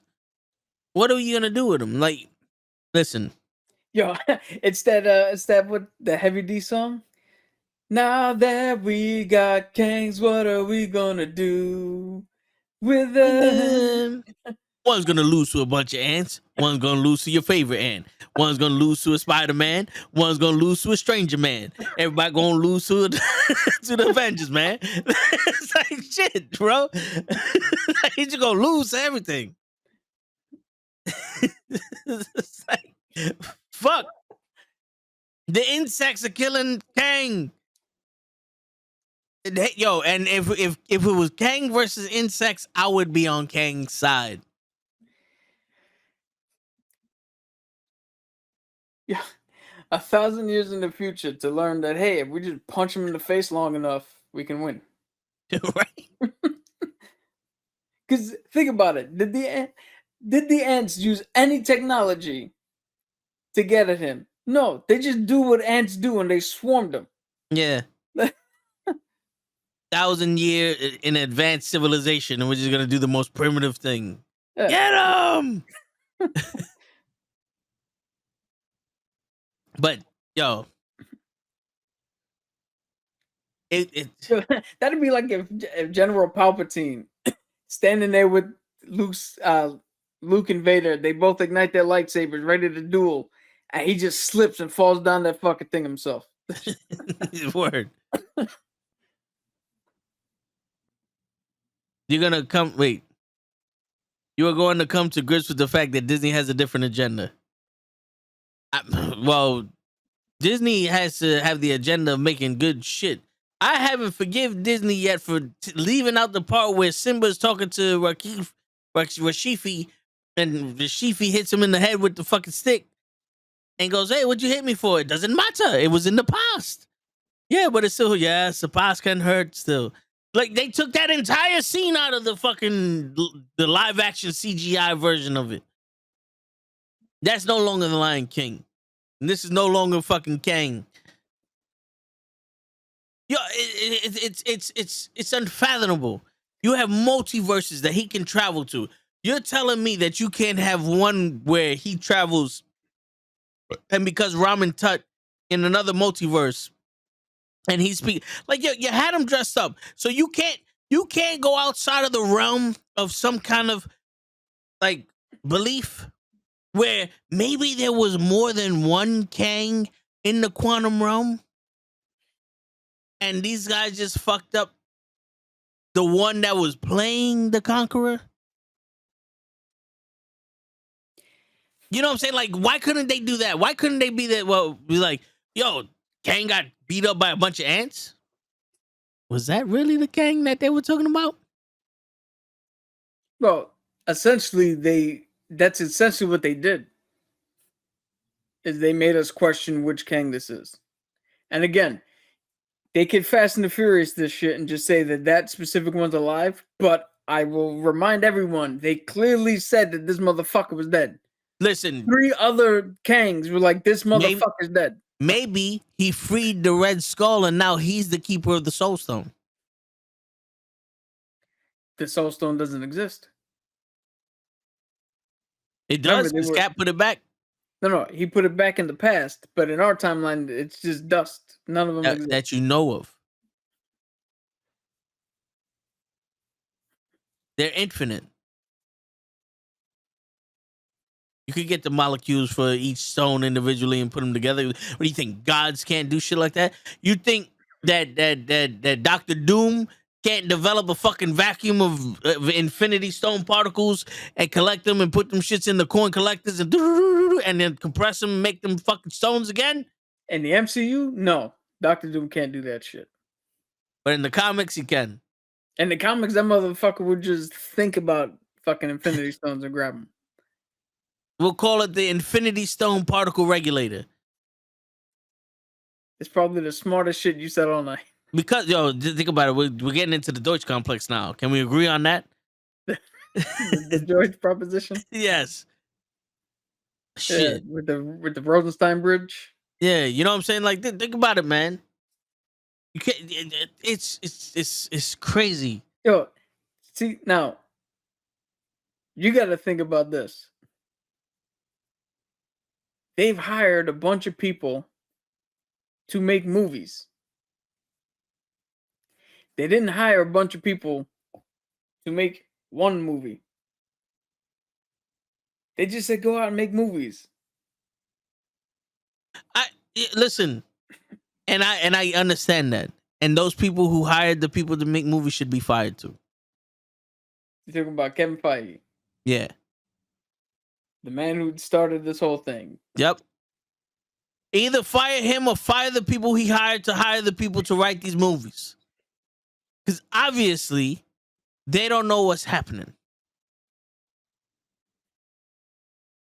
Because Wakanda Forever and Guardians of the Galaxy has a little bit in there. So maybe, what's her name?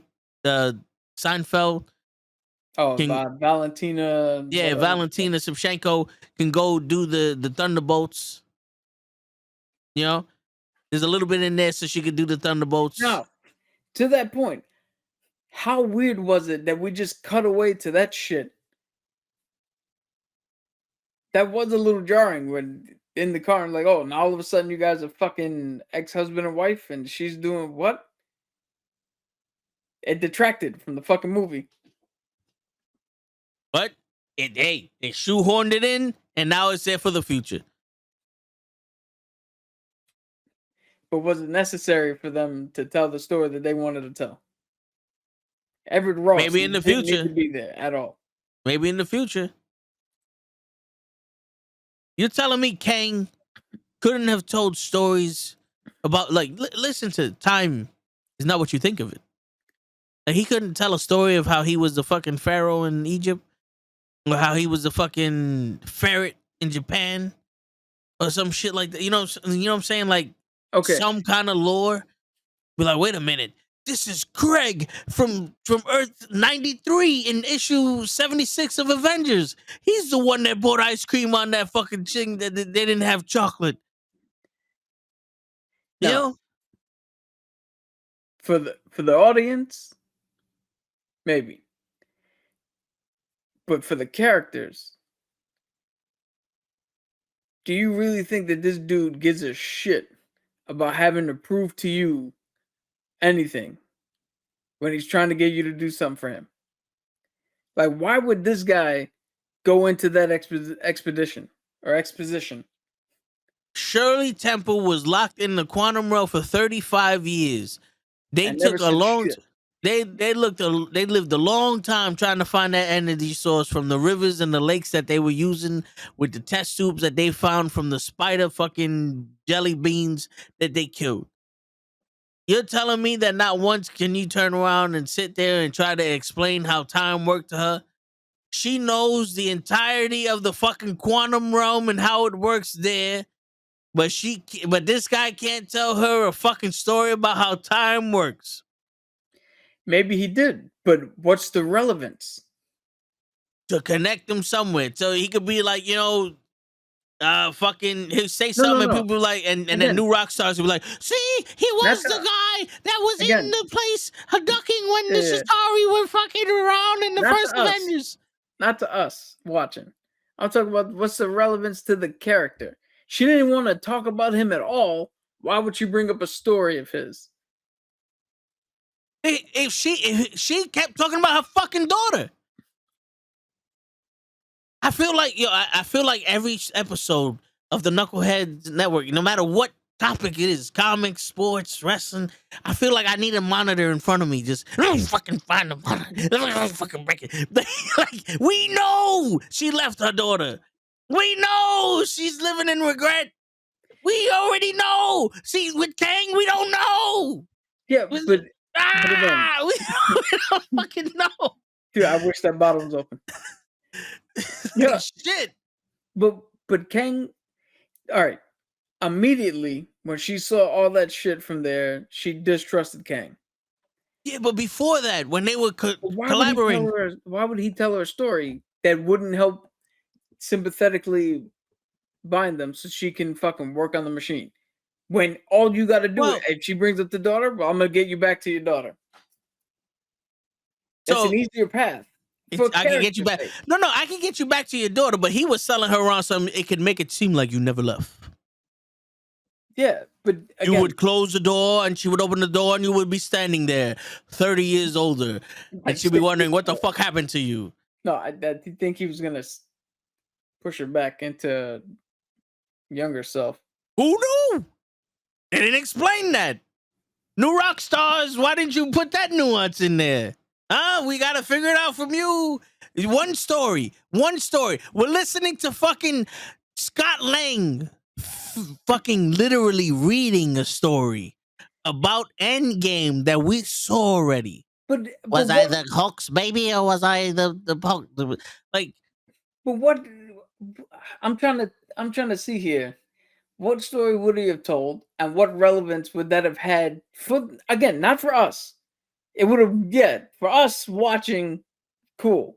Something to but connect in the context of the film, why would he have done maybe that? He wants to get out to save his wife. Or maybe he wants to get out to get revenge because of people who killed his wife. Maybe we could figure out what the fucking reason he needs to do shit for. But we already know. Do we?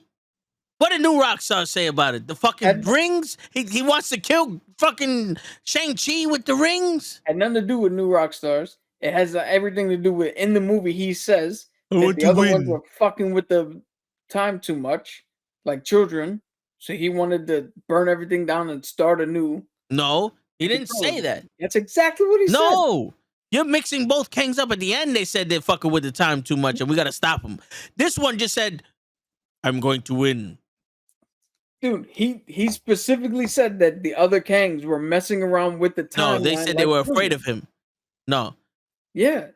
Listen, I'm telling you now, before we get into this fucking argument again, there is no reason for Kang to exist in the MCU. Not even the Loki one had a good enough reason to fucking control time. Everyone is, I'm protecting you from a worse version of me. You're protecting us from a worse version of you? What? Nigga, please. That's the weakest shit I've ever seen in my life. And then you're going to argue with me about him. He can't even tell a story. You can't even fill us in on who you is, brother. Meanwhile, we know who the fucking Minotaur guy from She-Hulk is. We know that the vegan in Moon Knight wants a bit of steak. The best bit. We get that. But we can't get a little thing here or there, you know. Show me who you is, player. And Taquan, I'm going to say this shit until I'm blue in the face. It is not a fucking excuse when they talk about, oh, they're putting out the movies too fast. They're hiring different people to do each movie. It's not like they said, you 6 motherfuckers are going to make 12 movies and I want them done in 6 months. That's a different story. Everyone has their own movie and their own time to do it. It shouldn't take long for you to come out with something that makes sense, something that has some kind of gravitas to it. The fucking the Guardians of the Galaxy had the same amount of time as everyone else, and that movie was fucking phenomenal. Fucking Black Panther, Wakanda Forever, fucking phenomenal. There's no excuse for Ant-Man to be so fucking bullshit.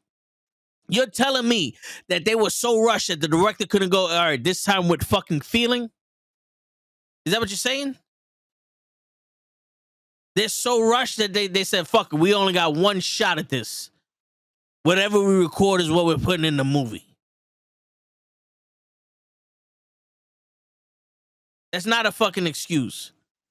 Do the shit better. We don't need more time in between movies. We need better movies in between movies. I'm not making an excuse. I'm just stating let's project. No, it wouldn't. It wouldn't be better for nobody. Then what? We're gonna sit here and watch the Sisterhood of the Traveling Pants 12? Shit. Do better. How about that one? Let's start with that one. Yeah. Use the words this time like you mean it. Namor, the air quality is so good here, was more convincing than have I bitten you before? Come on, man. Come on, man. That's not writing. That's just actor. No, but you see, the directing is the problem. Do it with feeling. You act like you're scared. I know this is the first time you're acting before. Yeah. I have a distinct Let's feeling tell a story here. I have a distinct feeling that you're gonna be disappointed for every Marvel movie from here on out. Because I don't give a fuck what Kevin Feige says. I don't give a fuck what any of the fans say. You can't replicate the Infinity Saga. They shouldn't have tried. We shouldn't be doing just different fucking sagas. We had the perfect saga. Now move on and do other shit. Because you can't tell it. The Infinity Saga had a singular through line. You can't do that with something that literally has multiple versions and variations of shit. You can if you just tell the fucking story. Listen, you can tell good movies and connect them later. You can't tell bad movies and then connect them later. But I guarantee you're gonna be disappointed from here on out. Because I believe the Marvels is not gonna be good. I think it's gonna be good. The trailer, let's put a bet on this right now because it comes out. I'm so close to being over this whole shit and just gonna just watch from the standpoint of it's on television or it's on the fucking movie screen. I saw an extended trailer to Secret Invasion. And at the end of that trailer, I went, uh-oh. There's only one trailer that I saw and said, oh, this movie's gonna suck. And that's the Flash movie. And that's the one everybody says it's the best movie ever made. Because they're looking at it wrong. I saw the trailer and I said, oh, this is Batman versus Superman all over again. Yeah, that's the point. Yeah, but what I mean by Batman versus Superman is this shit sucks. This is meant to get your hopes up, to get everybody hyped, to make that initial $100 million in the first fucking weekend. And then, all right, let's pull it out the movie theaters. This is a cash grab. This is bullshit on wheels. Oh, we'll see what you think. This movie is going to make Doctor Strange 2. Wanda got into some shit. Look fucking like it was Oscar worthy. Well, I'll wait for your report. Shit. What I'm saying is fucking. But what I'm saying is I don't think they're gonna do better. The problem. I don't think they have to. The problem is they go Doctor Strange Multiverse of Madness. Ant-Man, Quantumania, and now Kang Dynasty. And I know Kang Dynasty hasn't happened yet, but there was no madness. There was not a lot of multiverse, and there was nothing in Doctor Strange. That literally should have said Doctor Strange to the Scarlet Witch, and we would have been like, this movie was phenomenal. That's like if I turn around and said, all right, welcome to the Knucklehead Comics, where we're going to talk about Kang, and the entire show I'm talking about how the Celtics just fucking beat the Miami Heat in Game 4. You'd have been like, hello, asshole, why didn't you just fucking call this shit the sports podcast? That's the problem. The story you're telling and the story you're telling us are two different things. Two major different things. You got the GPS going to Florida and we're in the direction of North Kakalaki. What's going on here?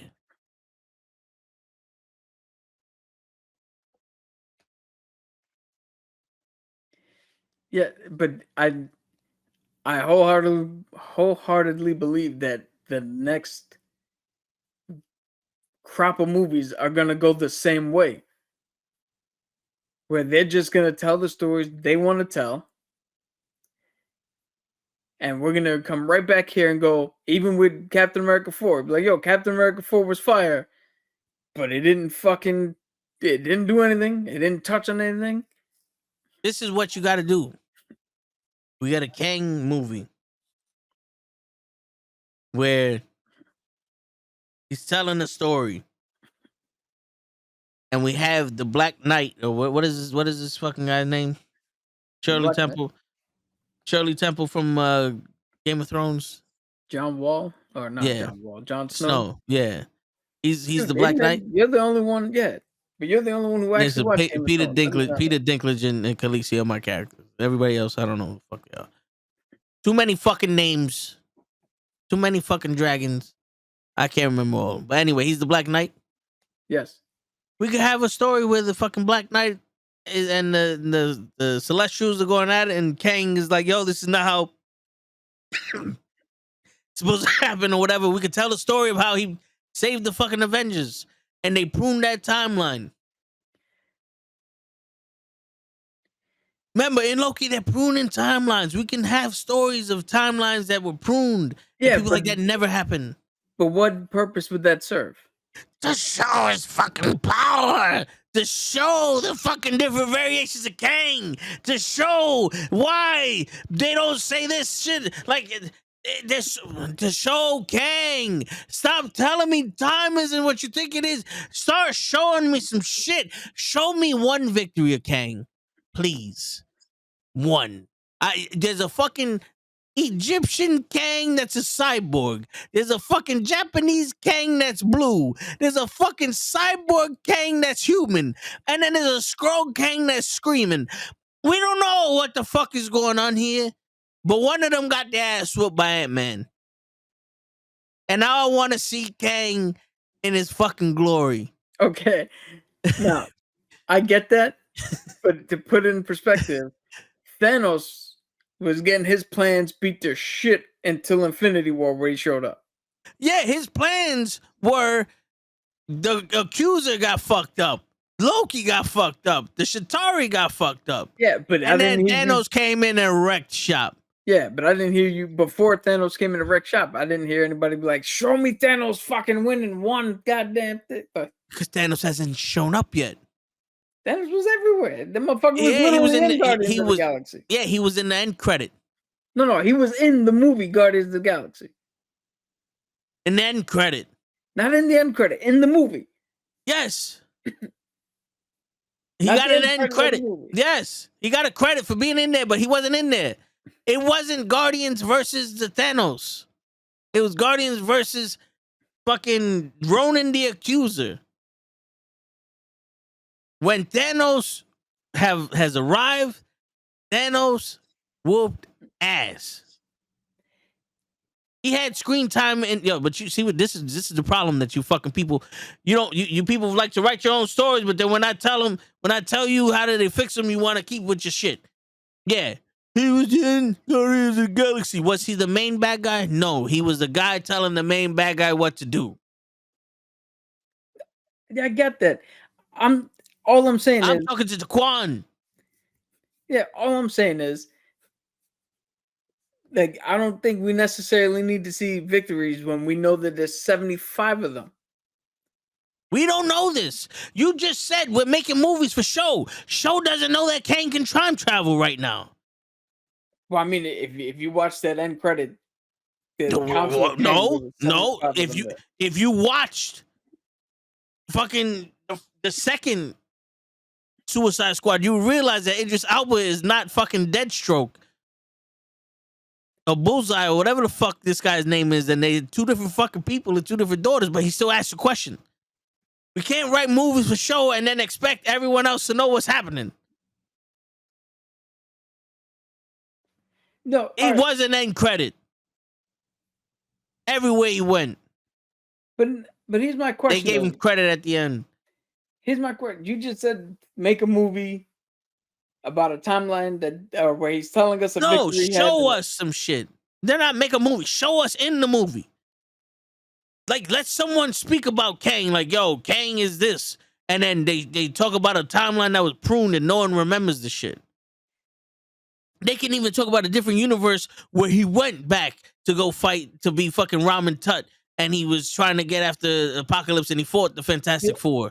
So I get all that, but my question is, if that timeline was pruned. Listen, the reason why I'm saying this, because I would rather see that and have no point to it than to watch him and a woman pick up fucking liquid from the floor and put it in a bowl and turn the shit red with no nuance to it. I'm sorry. You can't do this and call it science and have me in. No, fuck that. You're telling me the story. He knows your entire fucking life. He called her Peanut or Cashew or little Matey in Red or whatever the fuck her nickname was. He called her that shit. He knew everything about her. Everyone knew everything about what's her name? Charlotte's fucking family. Janet? Yeah, Janet's fucking family. Everyone knew about them. But we can't get a fucking story of Kang. Not what happened after she left. Not what happened while he was there. Not what happened before he got there. Not what happened when they were there, but they was like in that mode where it's like, all right, this is a little awkward, but we're friends, but I don't really know you like that. Nothing. But they know everything about Janet Van Dyne.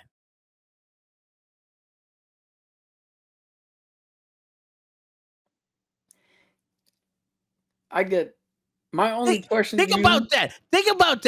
Listen, everyone in the movie knew what was happening except for the people watching the movie. We had to assume. That he took over the quantum realm and people are afraid of him. We had to assume that Cassie had a relationship with people that were fucking wasted. They were gone for 5 years, and she had a relationship with them, and now they're grandparents.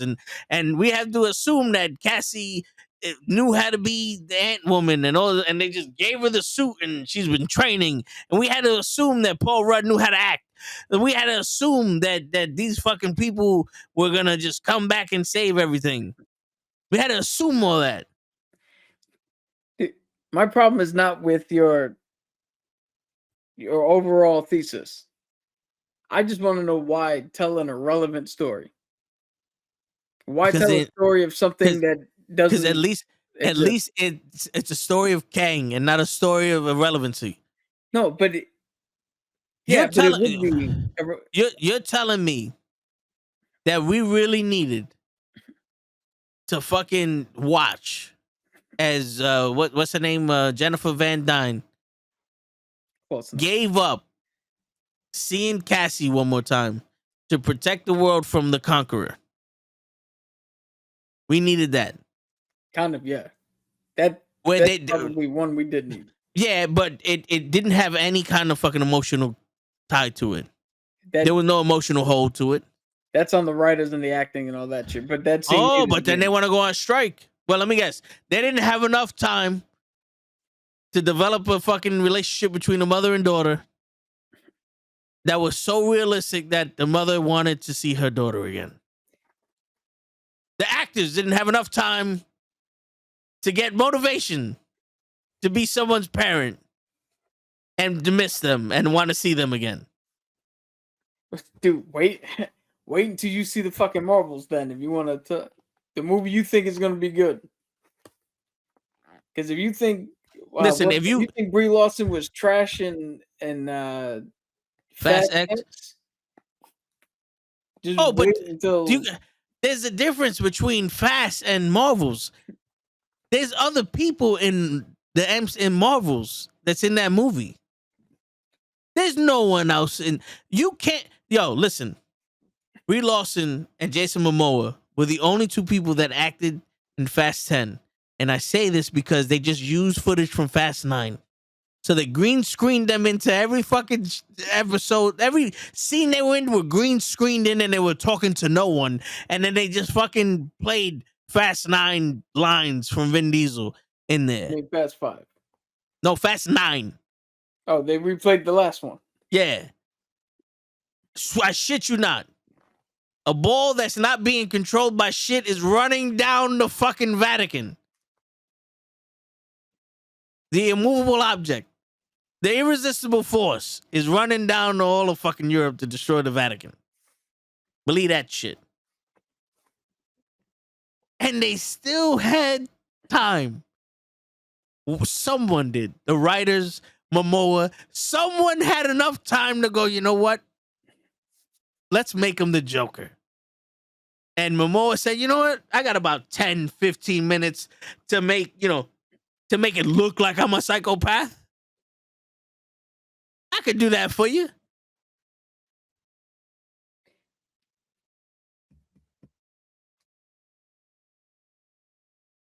In Ant-Man 2, Hank Pym cared more about his fucking daughter than anyone gave a shit about Cassie in Ant-Man 3. What are you talking about? Scott fucking clearly cared about his daughter. He just kept saying her name.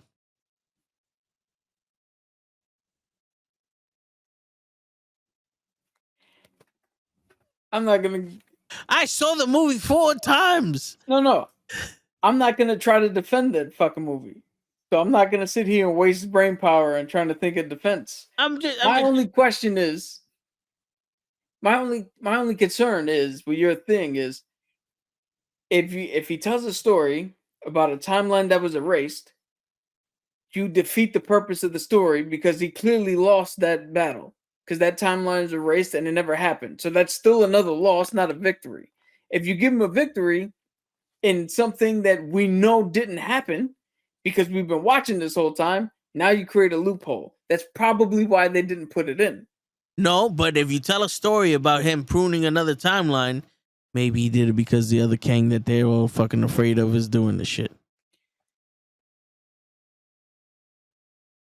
Maybe they can match those stories with the Kangs that they're worried about. Maybe they can. Him. So far, that's what fucking New Rock Stars and Age of Ultron podcast is telling us. Because MCU ain't saying shit to us. The movie ain't say shit. I'm pretty sure the movie said something, but the movie said shit and showed a bunch of Eternal style lights. And now look, we invented Shang-Chi's 10 Rings of the Gauntlet. You really hung up on something that had nothing to do with this movie. But it was there. That was the biggest fucking Easter egg we found. Come on, man, with this shit. I'm just saying. Something could have happened. What if he would have turned around and said, "Are you the guy that stretches? Haven't I killed you before? Aren't you the guy that stretches?" Because then it would have been like, wait, you killed the Fantastic Four?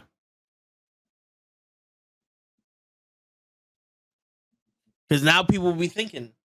I don't think that would have hit the same way. as It saying, would "Are you have. the one with the hammer?" It would have, because guess what? Guess what? Then I'm gonna do it in the style that everyone loves. Guess what? Nothing in that movie hit in the way you thought it did. So if he would have said, "Are you the one that stretches?" and it didn't hit, Yeah, nothing would have changed. but something would have changed because then I would have been like, "But Fantastic Four is not. They're never the Avengers. He's never in the Avengers. So you fought 4 different people, and you think this motherfucker is one of the 4 people you fought?" Well, he doesn't have to say that he's a fucking Avenger. He could just be a part of a team wearing a stupid ass suit. Because believe it or not, boss, we have seen the multiverse before, and we did see Reed Richards. Yeah, which to my next point, how easily he was dispatched. There you go. We would have just been like, all right, so the Fantastic Four is apparently easy to kill no matter what they do. There you go. Now we get fucking Fantastic Four in this shit. But dude, it sounds to me like you just want one individual movie. You just want one continuous movie. No. You 90% of that sentence is right. Take out the continuous and put in good. And then there you go. You just want one good movie. Yes, at a time. Yeah, but a good movie does not mean that all the connective shit that you want in there doesn't need to be in there for the movie to be good. I understand that. Continuous. I understand that, but here's the thing though. We did the movie that didn't connect shit and it sucked. So why don't we try something different? Or is there not enough time to think? But because believe it or not, ladies and gentlemen, the shit that we come up with to make these movies better come off the top of our fucking head while we're talking to each other. Or at the very least, right after we watch the fucking movie. It don't take 18 months to come up with shit that they could have did better. So there's people in a room thinking shit up, bouncing ideas off of other people. And maybe it's just one person's alive in that room and they said, fuck it, we're going to do what I said and fuck everybody else. Or maybe, like Taquan likes to say, there's not enough time for anybody to think. So they just say, you write a page, you write a page, you write a page, you write a page, and we're all just going to make a movie out of it. And then one dickhead goes, but wait, what are we writing about? And then they get mad. We don't have time for this shit. So and then they write a page and they put a movie in it and then they name it Ant-Man Quantumania. So, and then the fucking editors go, well, all right, we'll just put some CGI in this shit. So I wasn't gonna bring this up before because we're not really talking about the writer's strike and all that shit in this episode. But since you brought up the writing thing, there's been multiple reports that Kevin Feige, I don't know if it's Kevin Feige directly, but Marvel Studios for the last couple of movies have been treating their writing staff the same way Vince McMahon does. In terms of, we have a fucking strategy, and then in the middle of it, rewrite. As they're filming it, rewrite it. As it's being edited, come back, reshoot, rewrite it. Like what was it? Was it Thor: Love and Thunder? It was either Thor: Love and Thunder or Multiverse of Madness. That you couldn't save any one of the movies. They were literally still changing shit like a week before it hit the theaters. You couldn't save either one of those movies. But the point is, the point is, when you say, "Oh, they're not given enough time," they're actually not, because they're sitting there going, "Oh, I thought all right, I wrote it, we're done," and then they're like, "Shit, the movie comes out in fucking 2 months. I need you to rewrite this entire scene for something," and now you got to go back in and rewrite and reshoot and re-edit before the movie comes out. So they're really not given that much time. Well, here you go. Taquan, I love how you said that. It's not as simple as the bold bitch try to put it. Well, then here you go. All the writers and directors and actors in the world, there is a problem that you can fix. in the entire world. That problem is called Popeyes. Go fucking work for them.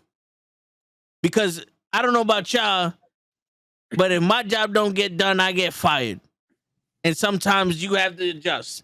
I don't know why you putting these people on pedestals. They have the same fucking job we do. We actually are working jobs we don't want to at the best of our abilities. These people dream of being writers and dream of writing movies of that shit. And yeah, you may be in a shitty situation, but I'm sorry. You're living your fucking dream. Now you want to bitch about it. Yo, there's no excuse for you not doing the best you fucking can. Oh, rewrite this. Okay, so you make it worse? Now, if you would have said, well, Kevin Feige, he rewrote the fucking scenes himself, it's not the writer's fault. Maybe, yo, we got to tell this story. Okay, so fuck it. We're going to give up because he said to rewrite something and we're going to make it horrible. We don't have enough time to put the whole body in CGI. Why don't you just fucking put them in a hologram? You think that CGI existed when the first Star Wars fucking movie came out, but they had these motherfuckers as Force ghosts. Yeah, but dude, they had way more time than what they did. But this is the thing, though. People have done more with less, and now you're bitching because rewrite this shit? You can't say things in different ways? How many times did we write essays in school? Yo, rewrite this. This don't make no sense. How many times have you written an email going, wait, this don't make no sense. Let me rewrite it. Or did you go, fuck it. Book here now. What? But dude, I've never had to rewrite an essay or an email 30 minutes before it was due. I have. Yeah, but I mean, you weren't a Mensa candidate in school. Well, it don't fucking matter. Why all of a sudden everybody gets this fucking excuse and a special treatment? Yo, sorry. Everyone deals with shit. Everyone doesn't have the perfect working and fucking environment. That is no excuse for you to turn up shit. It's no excuse. Dude, like I said, you're gonna be disappointed with the rest of the Marvel movie slate coming up. No, I'm not. No, I'm not. I am not going to sit here and accept mediocrity. Like Lay likes to put it. Your people sat here and you got used to mediocrity and now you accept the shit. I don't accept it. So are you just not going to watch them then? No, I have to watch them. I have to watch them because contrary to popular belief, I'm helping them. I'm fixing the fucking MCU. I gave you 3 ways you can introduce 3 different fucking people with Kang in it in himself, and you people are calling me fucking crazy. Meanwhile, we got ants that are thousands of years in the fucking advanced civilization in the quantum realm. That's perfectly fucking fine. We got a warrior princess who has no emotional fucking range in the movie, trapped, who's afraid of Kang, who winds up kicking the shit out of everybody. That's perfectly fucking fine. We got a daughter who don't know shit, but turns out to be a fucking emotional hero of everything. Perfectly fucking fine. We got Hope Van Dyne, who's supposed to be the baddest motherfucker in there, trained warrior princess who doesn't do shit and still fucking hanging on her mom's tit. That's perfectly fucking fine. But when I say give this motherfucker some gravitas, you can't do that in a movie within 8 months of them writing it. It's unfair to the writers to have a character have some kind of gravitas. It's impossible. Dude, do you know his Jonathan Majors' performance of Kang was the only thing that's universally loved in that movie, and everybody universally says he did give that character gravitas. That's not the character we need gravitas from. We needed it from every other person. Jonathan Majors can give an Oscar-worthy performance. If everyone else in that fucking movie sucks, it's not gonna do nothing. It's not gonna do nothing. I done told you, look, Namor gave beautiful fucking acting when he was explaining why he needed to kill the girl. If Shuri didn't butt him on that and have a conflict within herself and show that in a range where it complemented Namor's acting and it complemented the story of the tussle that these people are about to go into, it would have meant nothing. You have a man who runs everything by fear that no one fears him. Good acting or not, that doesn't help the movie. The more you watch it, the more you see, oh, this shit sucks. Yeah, but the examples you put, Rorschach, not the Watchmen, garbage. but watch it more than once, and you start seeing little things where Rorschach, yeah, he's crazy and all that other shit, but then he's the only one that's not willing to sacrifice millions of people, no matter what the outcome is. But because of that veracity and everyone else going, well, you know what? Not for nothing. It's actually going to help. And he goes, nah, fuck that. You're going to have to kill me. And then they wind up killing him. And it still hurts people because they know that deep down inside, he's right, because at no point is it worth millions of lives to fucking end the war that you go, damn, this is actually fucking deep. And the fact that the scientist is so fucking cold, and it's like he's so cold and based off of knowledge that he actually turns Dr. Manhattan to go, you know what? He's right. I should take responsibility for this shit. And then Dr. Manhattan goes to live on the fucking moon. If the comedian wasn't so much of an asshole and then changed at the end, the growth, you wouldn't have felt sorry for him when he died. It's like, it's one of those things like, oh shit, he deserved it. But then even when he did die, it was like, damn, bro, like that's the gravity. Like, it's not hard. Yeah, but now I take what you said, but you just said that in order to get there, you had to watch that movie like 6 times. Or you just told me to watch that movie multiple times to pick all that up. So the more you watch it, the more you see shit like that, because it's not apparently there. But the more you watch Ant-Man, the more you see how everything is lacking. Yeah, but here's my overall point. I don't think we get Wakanda Forever the same way if Chadwick was still alive. Because there would have been no reason to put that much emotionality in it. Because he was still alive. They could have just made the next part of the story. Yeah, but what if the next part of the story someone else died?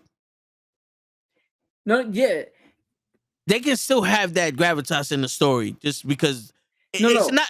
People went to see how they treated the death of Chadwick Boseman, but if that movie sucked, it wouldn't have been better because Chadwick Boseman died. No, but what I'm saying is everybody in there up their level stepped up and went up beyond because he died. In the same way with Guardians of the Galaxy, everybody stepped up their level because this was the last one. There's no more after this for them. So they stepped up. So it's okay for everyone to be in mediocrity because this isn't the last Ant-Man? I'm not saying that it's okay. I'm just saying that it's unfair to use those as examples. It's because they had extra reason to step up. I get it, but they had the same amount of time. So they didn't have time, they didn't do this, they didn't do that. But James, again, you're talking about something that James Gunn was writing from the first time he ever picked up. I'm talking about Black Panther also. Yeah, but Black Panther, again, came from a different...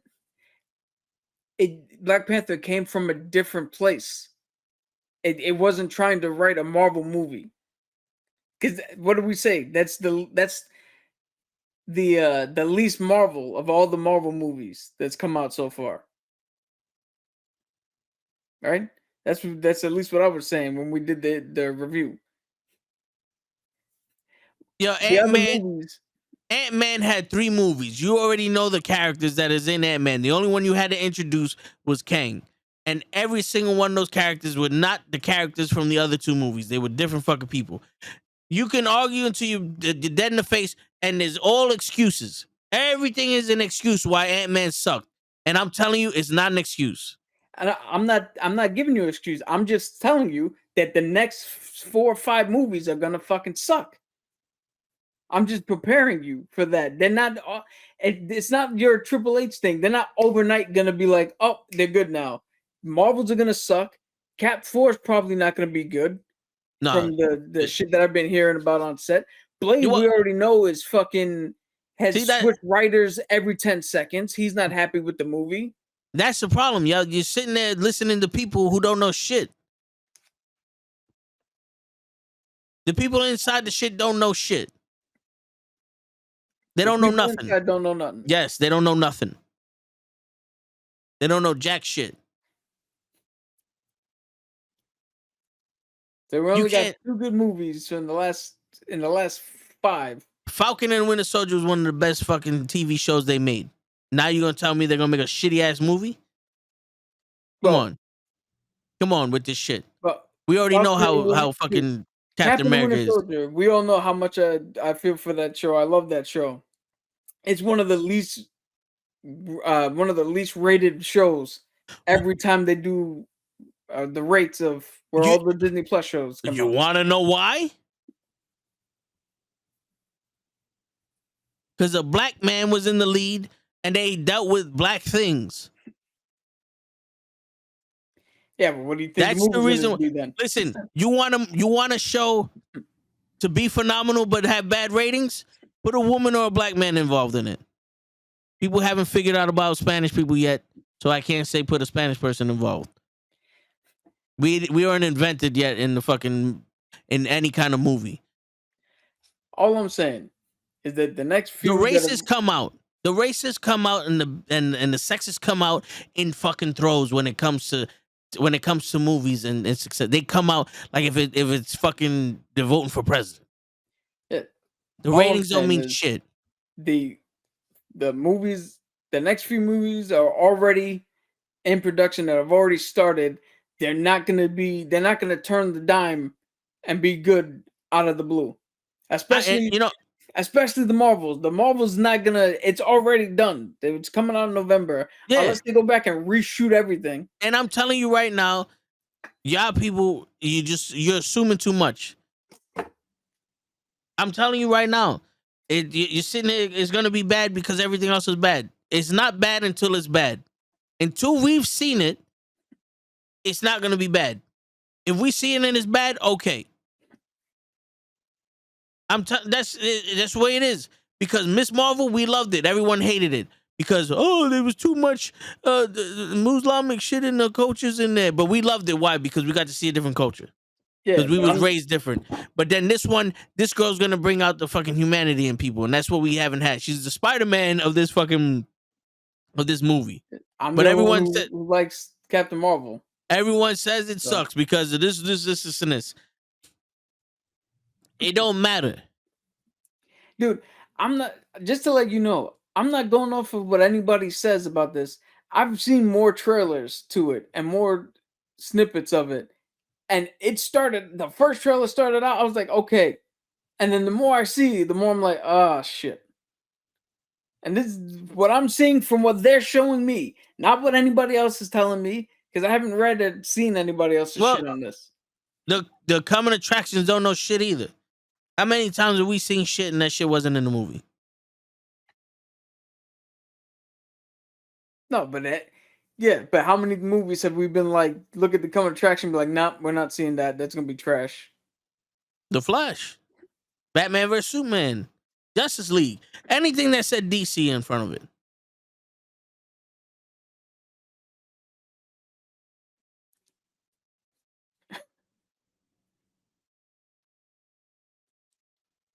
I'm just preparing you. Suicide Squad.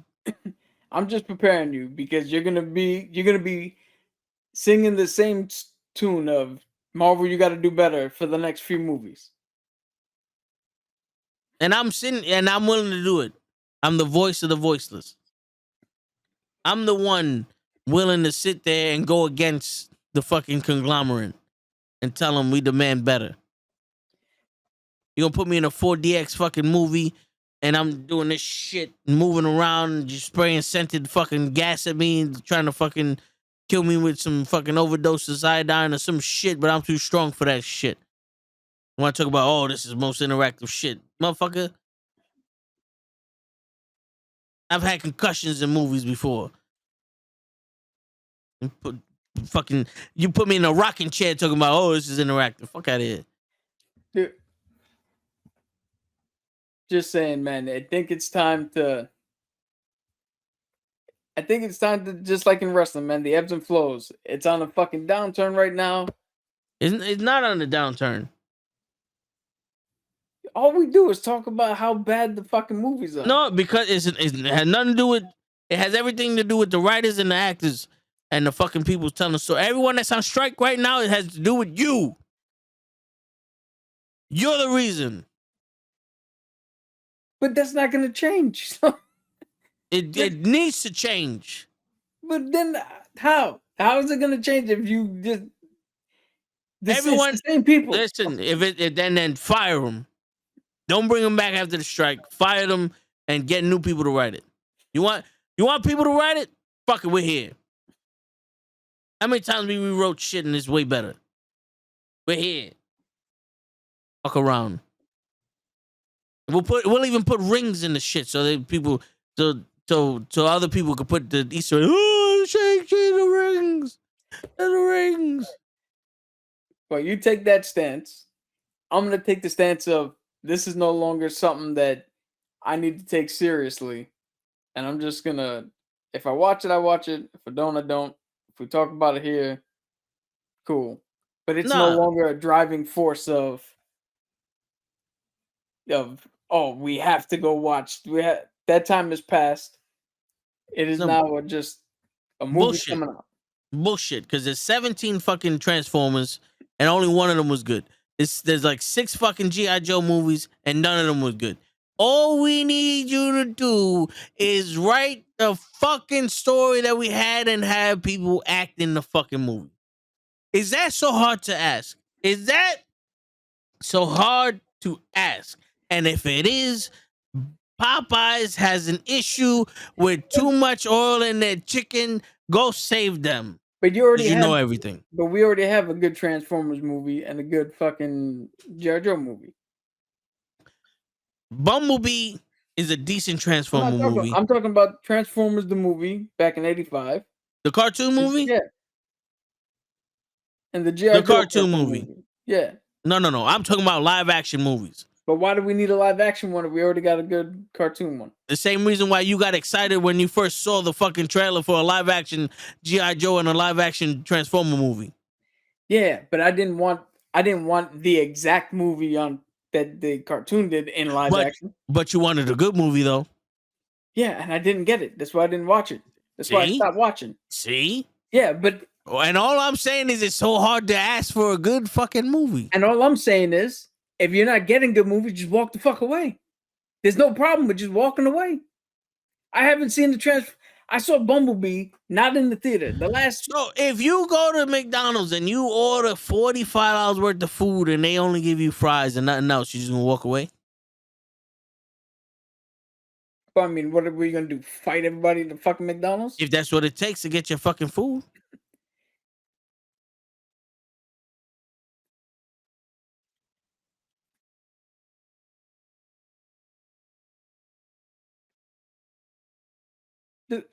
I'm struggling to think because if that's the case, then you just don't ever go back to that McDonald's. Without your food, you're never gonna ask for your food. No, you try to get your food, and that's what I'm trying to. I'm trying to get my food right now. But don't ever go back to that McDonald's. Go to a different McDonald's. Watch a different movie. I'm still in the process of trying to get my food. You're taking too long. No, they're taking too long. I thought we had deadlines. So we had deadlines. Ask your money back and leave. No. You do know that it is okay to walk away and take a break from something that you enjoyed that's no longer enjoyable and come back when it is enjoyable to you. You don't have to suffer. That's why I stopped watching sports. You don't have to suffer through bad seasons or bad whatever, hoping that it'll get better. And do something else until it is. And it's also okay for you to sit here and demand better for something that you're interested in. No, yes, you can. I just can't. No. I'm not saying you can't. I'm just saying that that shouldn't be the only that there's 2 roads you could take.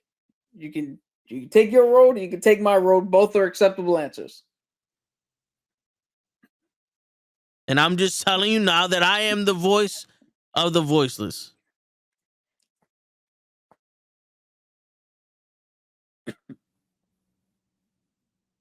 Yo, just because he's abusive doesn't mean he doesn't love you. All right, dude. I don't know what the fuck that when He hits me because he loves me. He can love you and beat the shit out of you. It just doesn't make it right.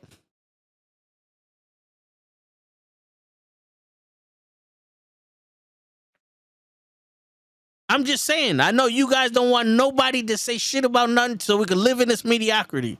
But my ass can't sit here and quiet. No, but see, I'm not living in mediocrity because I just don't go. I just only watch a good movie.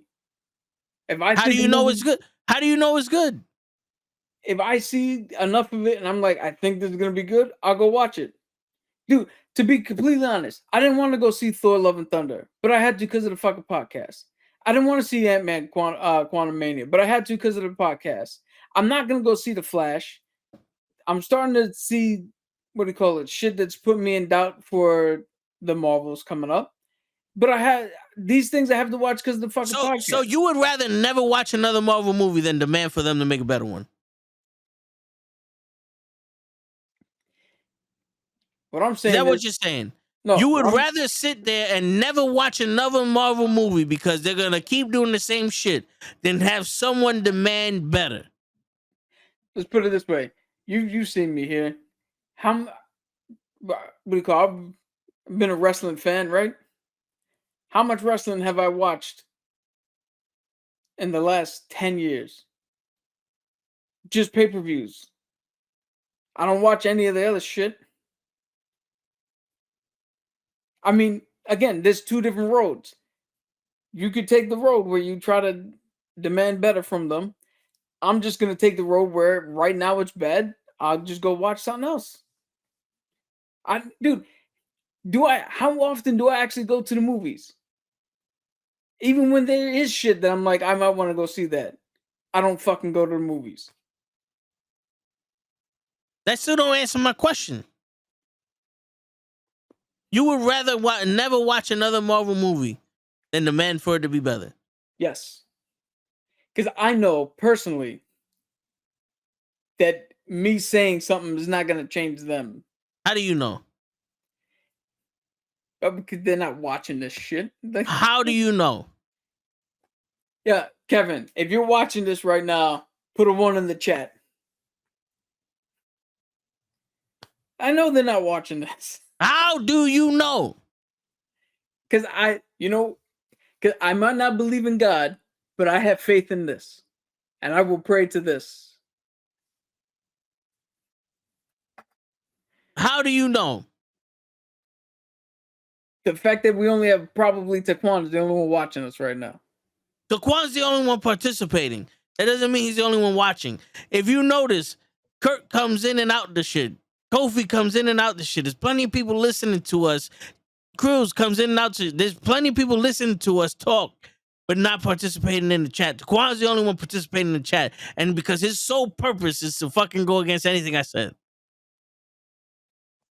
That's Taquan's sole purpose in life. Yo, let me tell you something, man. How do you know that someone right now, maybe a writer of Marvel, is watching this because he doesn't know what the fuck he's doing? And he hears this shit and he's like, damn, you motherfuckers are going at it. Like, you calling me a piece of shit. I don't really like it. But then looks deep down inside himself. You know what? I haven't been giving it my all. I've been giving 30% because I've been using the excuse of them rushing me and they ain't living their full dream and they're cheating themselves out of the shit, thus making bad movies and giving themselves bad shit. And they're never going to be able to write part 2 of Fences with fucking Denzel Washington and Deona Davis. All right. I'm gonna say it like this here. I would much rather not even bother to have something get better. Because me alone is not gonna be enough to make something better. How do you know? How do I? Because the last 2 motherfuckers I voted for ain't become president. That's how That- I know. But Every that's not vote your fault. counts. Voting. No, voting doesn't count. Voting doesn't count. You're talking about a system that you're talking about adult explaining to a baby why they shouldn't have a knife. It's just don't use the knife. Voting never change. Presidents don't do anything in this country. I'm talking about something real, something important, like the movies that are in this fucking country. We can change the shit. Yeah, but yeah, you take that stance. I'm not saying don't take the stance. I'm just saying I don't give a fuck enough to try to fucking force them to change. That's the difference between I can't get them to change and I don't give enough to change. There's a That's difference why I between said that. it's two different roles. That's why I said you No, can take your role. this whole time you were saying I can't get them to change. Dude, I don't think I can. So why the fuck am I And gonna I'm try? saying, how do you know? You know how I know, Vin? Because we've been on here talking about all these fucking Marvel movies for how long? Since what the fuck Multiverse of Madness, or actually from Eternals. How bad these fucking movies are. And we still got shitty movie after shitty movie after shitty movie because they're already done writing. They're already done. So the ones after this ain't done yet. Dude, to what's the Quan's point here? How even if it's a shitty movie, it makes $1 billion, they still get $1 billion. You can keep giving them all the money you want. The only way for things to actually fucking change in this world is for you to take your dollars away from them. Yo, we're gonna change the world from the 3 P's. We're gonna stay positive, we're gonna be persistent, and we're gonna be patient. And you ain't practicing the 3rd P, patience. Eventually, we're gonna change this business. So while you do that, We changed DC no, single-handedly. We made DC hire James Gunn. No, we didn't. Yes, we did. I didn't fucking say go hire James Gunn.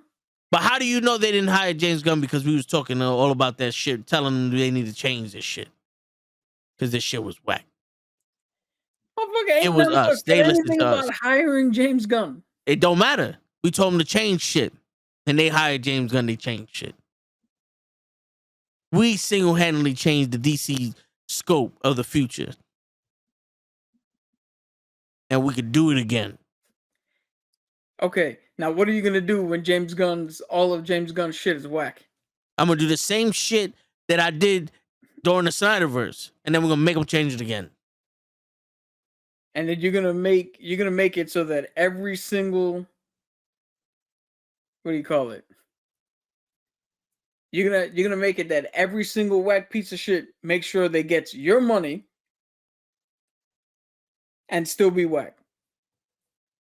I'm not going to make sure that they're still whack after they get... No, if it's whack, we're going to change the shit to make it better. You're the only one that's going to pay for whack movies so they could still be whack. I'm not gonna see these movies. I just told you I'm gonna walk away. They're not gonna get any of my money. That doesn't mean nothing. They don't care about that. They don't care about your $7. You're hurting the movie theaters more than you're hurting the movies. So if they don't care about my $7, why would they care about you out here yelling your ass off? Because because when I'm telling you that they're doing this shit bullshit, millions of people will sit there and go, you know, something Toe's right, and now we're gonna fucking make them change. One spark can light a fire. One toe can tag a foot. Yeah, one spark can light a fire, and I'm just saying, why the fuck are we burning things down? Because that's what the fuck we do here. Hey, if you can do it, how do you know, Taquan? How do you know millions aren't watching this fucking this stream?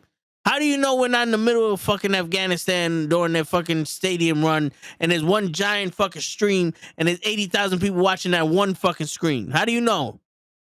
You fucking world traveler? Huh? How do you know?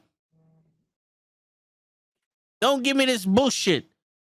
Remember, YouTube and all these social medias want to control you and give you all these false narratives. I know what the fucking truth is.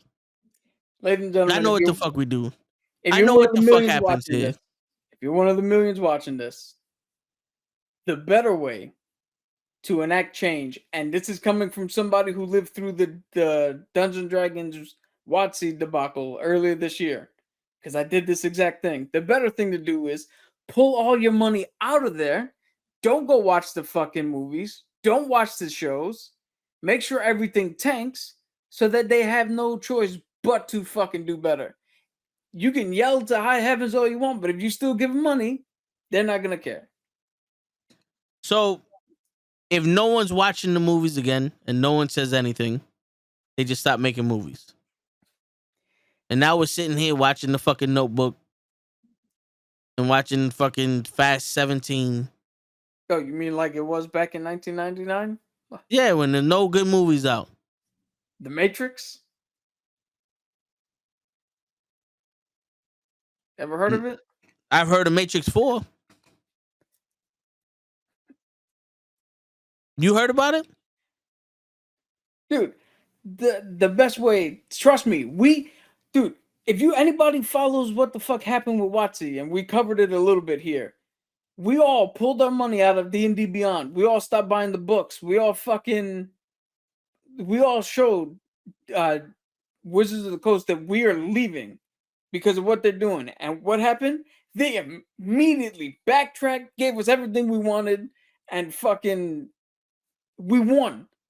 Okay, so Disney, you stop watching Marvel movies that make Star Wars movies.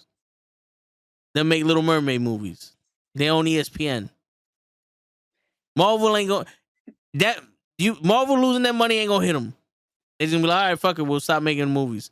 We'll start watching it. We'll start making TV shows, or we'll start doing some other shit. Wizard of the Coast is a small business compared to Disney. Well, it's $1 billion company. So Disney's like $100 billion. Compared to Disney, who buys $1 billion companies? Dude, so are they fucking up with Star Wars yet? It depends. If you're talking about the same people that didn't like Falcon and Winter Soldier, because they put a woman in the fucking lead, yeah, they're fucking up Star Wars. So, all right. Remember, they made the mortal sin of having a black woman in one of the shows, and they almost started a fucking riot in this fucking country. Should we stop watching Star Wars then? Dude, if Star Wars is bad, I mean, the Book of Boba Fett was bad. Mando season 3 was meh at best. Andor was the only thing that saved them. Like, if Ahsoka turns out to, I'm telling you right now, if Ahsoka turns out to be bad, I'm walking out. Oh, and at what point do we put the fucking blame on the writers? Dude, you can blame the writers all you want, but it's still not gonna. Again, if you continue to watch what they do, then they don't have to change. That's the thing about the WWE, Vin. When the WWE had bullshit writing and Vince was ruining everything, they made, what, $5 billion selling their shit to Fox? That was the most money they've ever made? Because nobody tuned out. Because it doesn't matter. When it comes to business, it doesn't matter what you say. If you're still going to give them money, they don't need to change. Yes, they do. They don't. If you're still going to hand them fucking money for shit. You keep buying Apple, even though the only thing Apple ever does is, hey, now we got a color that everybody else has had for the last 15 years. And they're still going to change. I doubt that, because you just told me you weren't going to get the new iPhone because it doesn't do shit. You know the 14 isn't selling because everybody bought the 13 because it was cheaper? Because the 14 was the same shit as the 13? When people start buying the older models and no one's buying the newer models, now everything changes. Yeah, but what happened? They're not putting money into the thing that everybody wanted them to put money into. No, but they still put money in Apple. Yeah, but in this case, this is your Star Wars versus Marvel argument. So Star Wars still getting the money, but the Marvel's the one they wanted you to put money in. If they're not gonna put it in there, now they have to change Marvel. No, they just start doing more Star Wars. So then they canceled the 14. Or did they cancel the 15? Or did the 15 change from what the 14 was doing? There's rumors everywhere that the 15's changing everything. So that's a direct result from the 14 not getting the money. Had nothing to do with the 13 still getting the money. That's my point. If you take the money out of the thing that they wanted you to put money No. They're changing because if the 13 is the same shit as the 14 and the 13's cheaper, they bought the 13.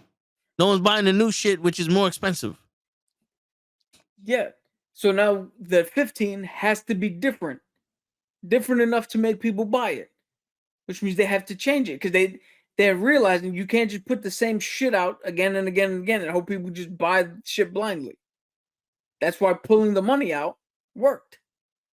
If the 15 is indeed different. But Apple still made money on the 13. Yes. But here's the thing though. People bought the 13 because they were complaining that the 14 was the same shit as the 13. And Apple heard them and said, okay, now let's change shit up. So people buy the 15. Yeah, because the 14 was not getting the fucking response they wanted and not getting the money. No, they still got the money. It's only $100 cheaper. It's not like the 13 was $50 and the 14's $1,800. It's only $100 cheaper. This is the shit. I'm telling you that people were complaining the 14 wasn't big enough change for us to invest our fucking money into it, and they changed the 15. If people are saying, yo, these movies are whack and it's not enough to invest our money into it, but they're still gonna watch all the other shit on Disney, and Disney's like, yo, we got more people watching the first fucking 3 phases than the 4th phase. Maybe we should change some shit because people are complaining about this shit. Not if everyone stops watching Marvel, well, fuck it. Throw Marvel in the back burner then. No one's watching it anymore. Okay. That's what's happening. You think the WWE could sit there and go, well, no one's watching WWE. Fuck it. Throw it in the back burner. We're going to go to XFL? No. They have to change. There's no other reason for them. Disney can give a shit if Marvel doesn't make any money because there's so many other things that make money for them. That's incorrect. No, it's not. That is because the theme parks have lost money under Bob Chapek. That's why they fired him. All the Disney Plus shows, on May 26th, a ton of Disney Plus shows that haven't scored high in ratings are disappearing. Willow's going, Big Shots is going, a whole bunch of TV shows that did nothing are leaving the platform. They're not just staying on. Thank you. For what? For actually confirming what I just said. No, nobody's watching them. So they got rid of them. Yeah. So if no one watches Marvel, they're going to get rid of them. But maybe that's a good thing if they can't make good movies. But that's beside the point. How is that a good thing? Dude, you're missing the point. No, you're missing this. That's what I said. When we go your route and no one watches Marvel anymore, they're gonna stop making Marvel movies. I'm completely fine with that. You speak for everybody? No, but again, this is my point. You force their hand to change when you take the money out of the thing they want you to put money. And the way they change is get rid of it and we'll do something else. Not we'll make it better. Well, how do you know? How do you know they're not gonna? How do you know they're not gonna make it better? You just gave an example. You just gave an example of all these shows. I gave you an example of Disney Plus, but not of Marvel. How do you know they're not going to do that with Marvel? How do you know that taking the money out is not going to force them to make Marvel better? How do you know? Because you just said. How do you know? See, it's not so fun, huh? No, because listen. How do I know? Because you said it. Dude. You just said June 26th, they're taking away all the shows that didn't make no money for them. Taking them away. Ain't gonna be no Willow 3, no nothing. Yeah. Well, so now here's the thing. If Marvel, right, if we stop giving Marvel money and they turn around and go, well, Marvel goes away, then you were never going to win, man. Hold up. Taquan, they own $1 billion Marvel studio. They made that money back tenfold with fucking Infinity Saga.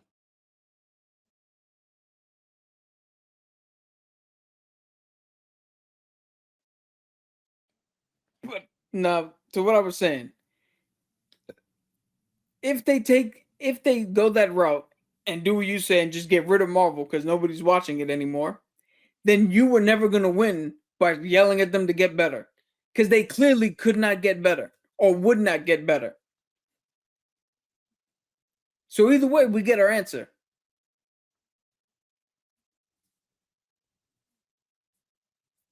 Technically, they could license it out to others like they did with Fox and all.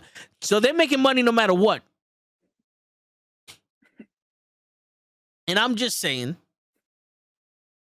we just demand them to get better because it puts pressure. It puts pressure on Fahey.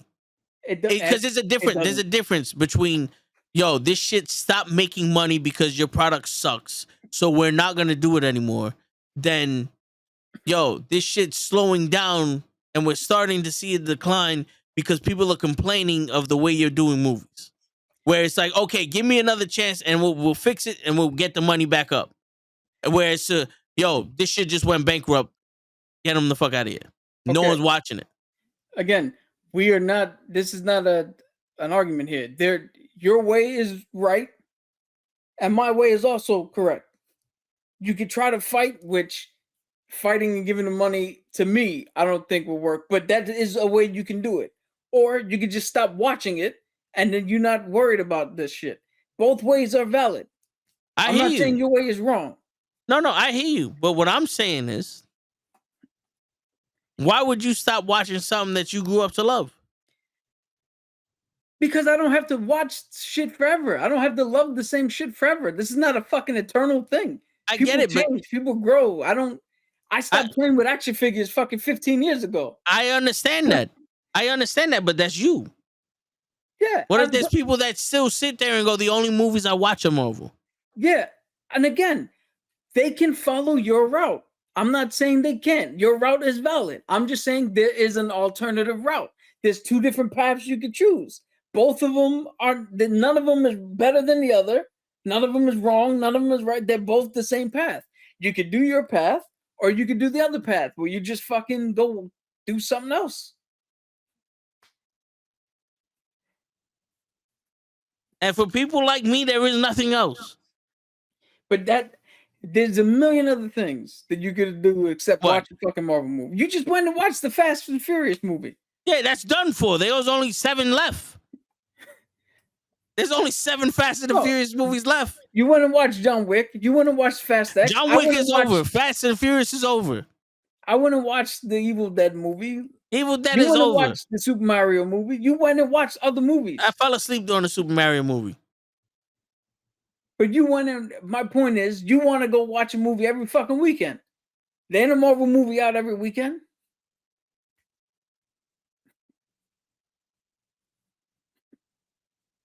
But what about the people that only watch Marvel movies?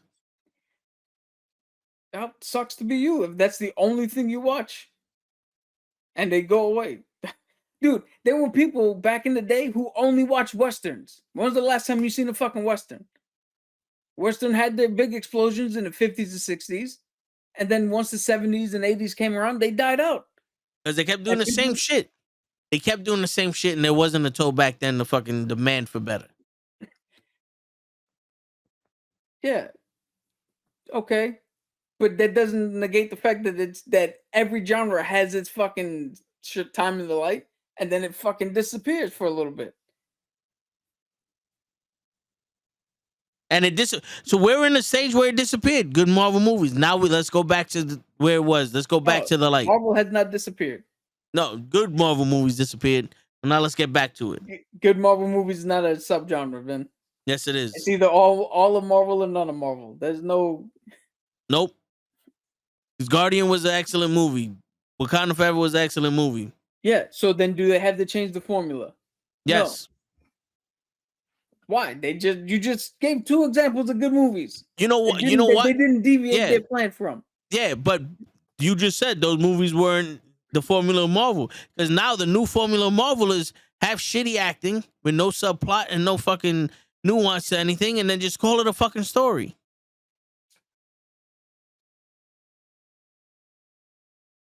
But in Guardian, they had good acting, good plot, good storytelling. And I had no problem with that one. All I'm saying is, it's not this fucking hard to have a movie that has a story in it that makes sense, where the actors convey the fucking story that makes sense, that tells you what's going on, that fucking lets you go in and feel the fucking emotion, where there's acting, and acting also has nuance to it. When you have people shaking in their fucking boots because of the High Evolutionaries standing next to them, I can tell they're afraid of them. Yeah. But when people are making smart ass comments to the guy that's choking out his fucking daughter, problem. Dude, we just did a comparison of phase 1 to phase 4. And we came to the conclusion that there was a draw because there was only 3 good movies on each side. Which But means then- all the other movies combined were shit. We went to a draw. But then we also said, what phase would you rather rewatch? And we all said phase 1. Yeah. But within phase 1, there's the Thor movie you don't give a shit about. There's a Cap movie I don't give a shit about. There's other movies in there that are middling. But how did Iron Man 2 nobody gives a shit about? How did those movies affect Avengers? They did. They didn't. Right? But Kang in Quantum is affecting the Quantumverse. I mean, but Kang Dynasty could come out and not be affected by all the movies previous as well. No. Because they're in a rush.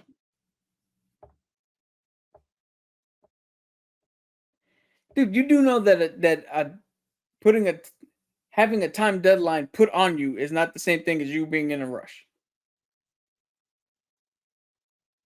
Apparently it is, because you can't think in 2 hours. Dude, I'm trying to write a fucking script for a fucking a 15-minute or 10-minute short. And I'm finding that shit difficult. Yeah, but you're not looking in a fucking comic trying to write a story that's already been written and adapted to some. If I turn around and said, make a 15-minute short that goes off of Ant-Man Quantumania and then explains what happened with fucking with the Marvels, you'll be able to do that. Yeah, but that's not me writing. That's not me writing a movie. That's just me rearranging what's already been written. You see how easy it is? Yeah, but that's not. You don't need to hire writers for that then. So we don't need writers for these Marvel movies. Maybe that's the problem. But that defeats the purpose. Again, you can't get a 1-for-1 adaptation. I'm not asking for a 1-for-1 adaptation. I'm asking for a 1-for-1 good movie. Yeah, okay, but so Quantumania, right? Had nothing. There's nothing in the comics that is equivalent to Quantumania. But is there something they could have done in that movie to make it better? Of course. So that's the problem. But how would you? All right. If I told you we're gonna do this show about Kang and Kang comic versus Kang movie, and then 15 minutes beforehand, I was like, nope, we're actually gonna switch it up to talk about Lockjaw from the Inhumans. And then 3 minutes into the show, I'm like, oh, we're gonna actually switch it up to talk about Black Bolt. How good are you gonna make that shit? Given that 10 minutes ago you were thinking about a completely different thing. We're gonna make it as good as fucking possible, because we started with this shit with Kang versus Kang movies versus comics, and now we're complaining about how bad the fucking movies were and how we make them better, and people still watching us. Yeah, but that's where our story naturally progressed. But I'm telling you, you have to make hardline decisions. They probably did the best they could. Yo, Taquan, your argument is 100% valid for phase 1. We're in phase 5 already. That don't make no sense. Adaptation is hard. No, we already have a story. You can take the premise of this character and put it in with what you're doing. That's what they did with every character. They did it with Spider-Man, and y'all motherfuckers said, "Oh, that's how you got to do it," because Spider-Man, blah blah blah. Now they can't do it with Kang. Nah, Right. stop making excuses. Did it with what Spider-Man? In Civil War, they just took a guy in a hoodie. Well, in the comics, was a guy in a hoodie, and put him on Iron Man's side. Yeah, but that's unfair. Everybody that knew unfair? Spider-Man from fucking 6 other movies. So they didn't know him from this one. If Show only watched the MCU and didn't know who Spider-Man was, he figured it out, right? That's what you're arguing. We got to make movies for Show. People still don't know who the fuck Kang is. This Kang was in fucking Loki. You can take a character, take the premise, and put him in a fucking movie and write it on your shit. Yes, but you can't do that when they tell you 3 seconds from now you got to come up with something different, or they rewrite. Maybe that's how it was originally, and then they rewrote it, and then they reshot it because things are out of order now. We don't know what the original script of this shit was. I guarantee you, they didn't spend 6 months writing the script, and then he said, you got 15 minutes to rewrite the entire script. Well, the reports are coming out that's what was. The reporters don't know shit. What do you mean? They're reporting it on shit that has happened.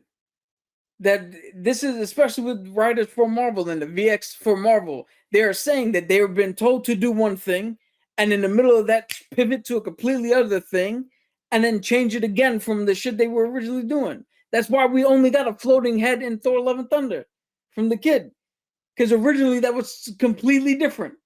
And then last minute they turned around and fucking told him to change it, and that's the best they could do in that last minute. Oh shit! And I appreciate that, but a full body in that scene wouldn't have made that movie better. True, but I mean, my point is, you can't make shit better if they're changing it seemingly on the fly, on a whim, and you now got to fucking shit. Well, that movie must have fucking sucked then in the beginning if they're gonna change the shit. Did you hear them change shit from second to second in Endgame? And that movie was fucking perfect?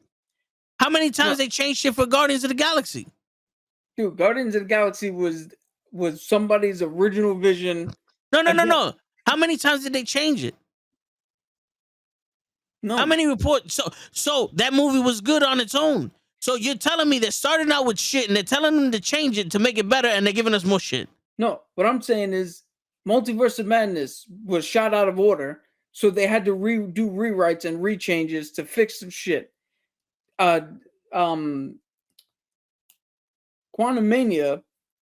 was rewrote and reshot and all that shit because of other shit that happened off screen with Jonathan Major's performance, with other movies supposedly tying in later on, plans changing. I'm not saying every movie. Certain key movies have been fucking changed because, we're changing directions now. Dude, if what do you call it? I guarantee you, if the Marvels had something to do with Kang, and we find out next month that Jonathan Majors is going to fucking jail for whatever, I guarantee you they're gonna fucking go in there. We gotta change this shit, and it's gonna be changed. And the movie comes out in November. How good do you think it's gonna be when they have to scramble to change shit right now?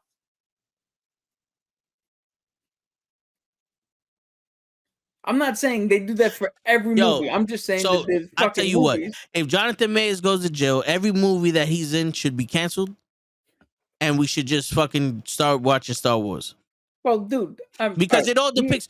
No, because listen, I understand. People who write movies cannot think. They can't think on the fly. And I know it's an excuse that, oh my God, I only have 6 months to rewrite a certain part of the movie because it involved Kang in it. I get it. When you become an adult and you hit puberty, you'll understand how the world fucking works. I'm sorry. I'm sorry. You think fire fucking men just goes into a building and goes, oh, well, the ceiling collapsed, I'm leaving. Fuck everybody that's in here. That wasn't supposed to happen. Well, I mean, if the building was dangerous, yeah, they would. That's Let everybody die. The building, There you go. Fuck it. Then, cancel all them fucking then there you go. No one watch any more Marvel movies. Cancel them all. Cancel DC. We'll just go fucking watch Traveling Sisterhood of the Pants. Hold on. I just want everybody playing the whole game. You have successfully made me give up on Marvel. I'm done with them. I'm no longer going to talk about Marvel MCU on the show. Okay. You guys can talk about all you want. I'm no longer talking about it. Because it's too hard for the fucking writers. Dude. All right, so then, fine. I want a script by Friday for a fucking Marvel movie, man. No, it's too hard for the fucking writers. Why can't you accept that it's difficult for them? Because life is difficult. Everything is difficult. What you think? That making movies was easy before fucking Ant-Man? You think making TV shows was easy before fucking She-Hulk? Life is difficult. Believe it or not, life is fucking difficult. You have to deal with a lot of shit in life. Yeah, and what? Because someone told you to rewrite a fucking page, and all of a sudden, it's a fucking hardship? Yo, this ain't for you. They're striking for more than just that. That's I don't give a tiny bit of why they're striking. I don't give a shit why they're striking. Life is difficult. So you don't give a shit that they don't get paid nothing. What? Are we supposed to? Are we supposed to? Is it the entire fucking Los Angeles is supposed to stop watching basketball because LeBron James lost the fucking in the playoffs? Well, I mean, they could. Their team's not in it. Why would it's hard. It's hard for LeBron because he doesn't. It's not an excuse. It's not an excuse. Everyone got to deal with shit. So you don't ever fight for a raise. You don't ever fight for better terms. Well, according to you and to Quan, we can't fight for raises. We got to just deal with the shit that we got and maybe just stop working. Because what if me fighting for a raise is the same as me fighting for a better fucking movie? No. Again, I'm not saying your way is wrong. I'm saying there's two paths you could choose. Both of them right. I never said what you said was wrong. And I'm sitting here going, this is my path, and I'm fucking walking it. And nobody's saying anything different. Everyone is making excuses for these people. I'm not making excuses for these fucking people. So then, by your definition, we're not gonna get better fucking writers. No, by your definition, we're not getting better fucking writers. By my definition, we're demanding them to write better. There's a difference. There's a difference between getting more players for LeBron and demanding the players he got be better. There's a difference saying, fuck everybody else, get better right. No, write better shit. That's what I'm saying. Write better shit. And if they can't, then get rid of them and get somebody who can. It's a harsh world we live in. Okay. Again, nobody's arguing that. I'm just saying that that's your way. The other way is to just stop pouring money into the shit so then they have no choice but to fucking redo it. And I've seen it happen. I've seen that work. I've been part of that. That worked. I understand that. And then them shitty ass writers are going to go into the other shit that we like and they're going to do the same shit over there. Dude, they're already... What else do you... Yo, no one is going to watch The Witcher. And we're never going to get another Witcher. Okay, but how... Vin, no, this is an example. This is an example. The only reason no one watched Willow The Witcher is because they got rid of fucking Henry Cavill. Yeah. It can be good, and they're still not going to watch it. And if they do another Boba Fett show and no one watches it, and then we never get another Boba Fett, and if they go, well, you know what, fuck it, no one's watching Star Wars, we never get another Star Wars fucking show. Okay, like if no one goes to the basketball games, they relocate the fucking team. Yeah. So now no one in that city could watch basketball. Except everybody in Seattle still watches basketball. Everybody in Vancouver still watches basketball. Okay, so what stadium they go to? They watch it on TV. No. What stadium do they go to? What what jerseys do they wear? I think don't they have? I think they have the Seattle Storm for the WNBA. We're not talking about the WNBA. We're talking about the NBA. So they still rock their fucking Seattle Supersonics jerseys. So they're supporting the team that left them. They're still giving them money. Well, I mean, they probably just had them from. I don't know why you would buy a new jersey from a team that doesn't exist. I don't even know if they sell jerseys from that team anymore. You're still going to support the team that left you after you stop watching them. You're the reason why they left, because you stopped watching them. Well, dude, if you stop, I find it hard to believe that if the person who stopped watching is still gonna rock a jersey. You're gonna tell me that you're no longer gonna love Captain America. You're no longer gonna read the comics. You're no longer gonna do none of that shit because they got bad movies. No, what I'm gonna tell you is I've stopped reading comics a long time ago. I've stopped playing with the figures a long time ago. And if the movies are bad, then I just go watch something else because I'm not intrinsically tied to these things that I love. And they get rid of Marvel forever. I personally would be okay. I'm not intrinsically tied to shit that I love. Even Critical Role and D&D, the shit that I've been fucking harping on for the last 5 years. I'm not intrinsically tied to anything that I can't fucking turn around and be like, you know what? Cool. We've had our run. I'm going to go do something different now. Maybe I'll come back to it later. Maybe I won't. I don't see how or why you would intrinsically tie yourself to shit like that. But that's me. Well, listen, I understand that. Let me say something to Daquan. Black people protested for better buses, right? Better treatment, boycotted buses for better treatment. True. Now you find me a fucking bus that gives you better treatment. You find me a bus that isn't jam-packed to the fucking gills during rush hour, that's a half hour fucking late and makes you late to fucking work, and then one cocksucker in the back, and you get the loudspeaker. I got all day, people. You find me one bus that fucking treats you right. You find me one bus where people get off the goddamn seat so old elderly people can sit down. Find me one bus where a bunch of fucking kids say, yo, excuse me, I'm trying to get to the center of the shit. Find me a bus that does that. There's a difference between boycotting so that way that impact right then and there can change and then everything goes back to being the same, and the difference between demanding better. How many people sat there and demanded that they don't change they don't take out the large fucking soda from fast food joints? And we never lost the fast food, the fucking large soda from the fast food joints. Ain't nobody boycotting the fucking McDonald's. I've never even heard of that. The government was gonna ban large sodas. When? It was only gonna be mediums. Like 6-7 years ago. And the entirety of America was like, fuck you, you're not banning my large soda. I must have been. Was I overseas for that? No, I don't think so.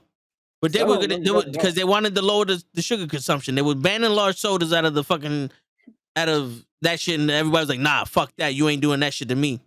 Taking away my rights. And they stopped it there because they demanded better.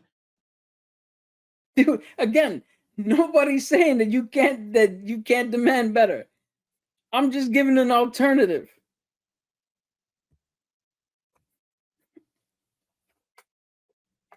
Tell him. It's okay. It's okay to fucking. I'm arguing to Quan, and you're arguing.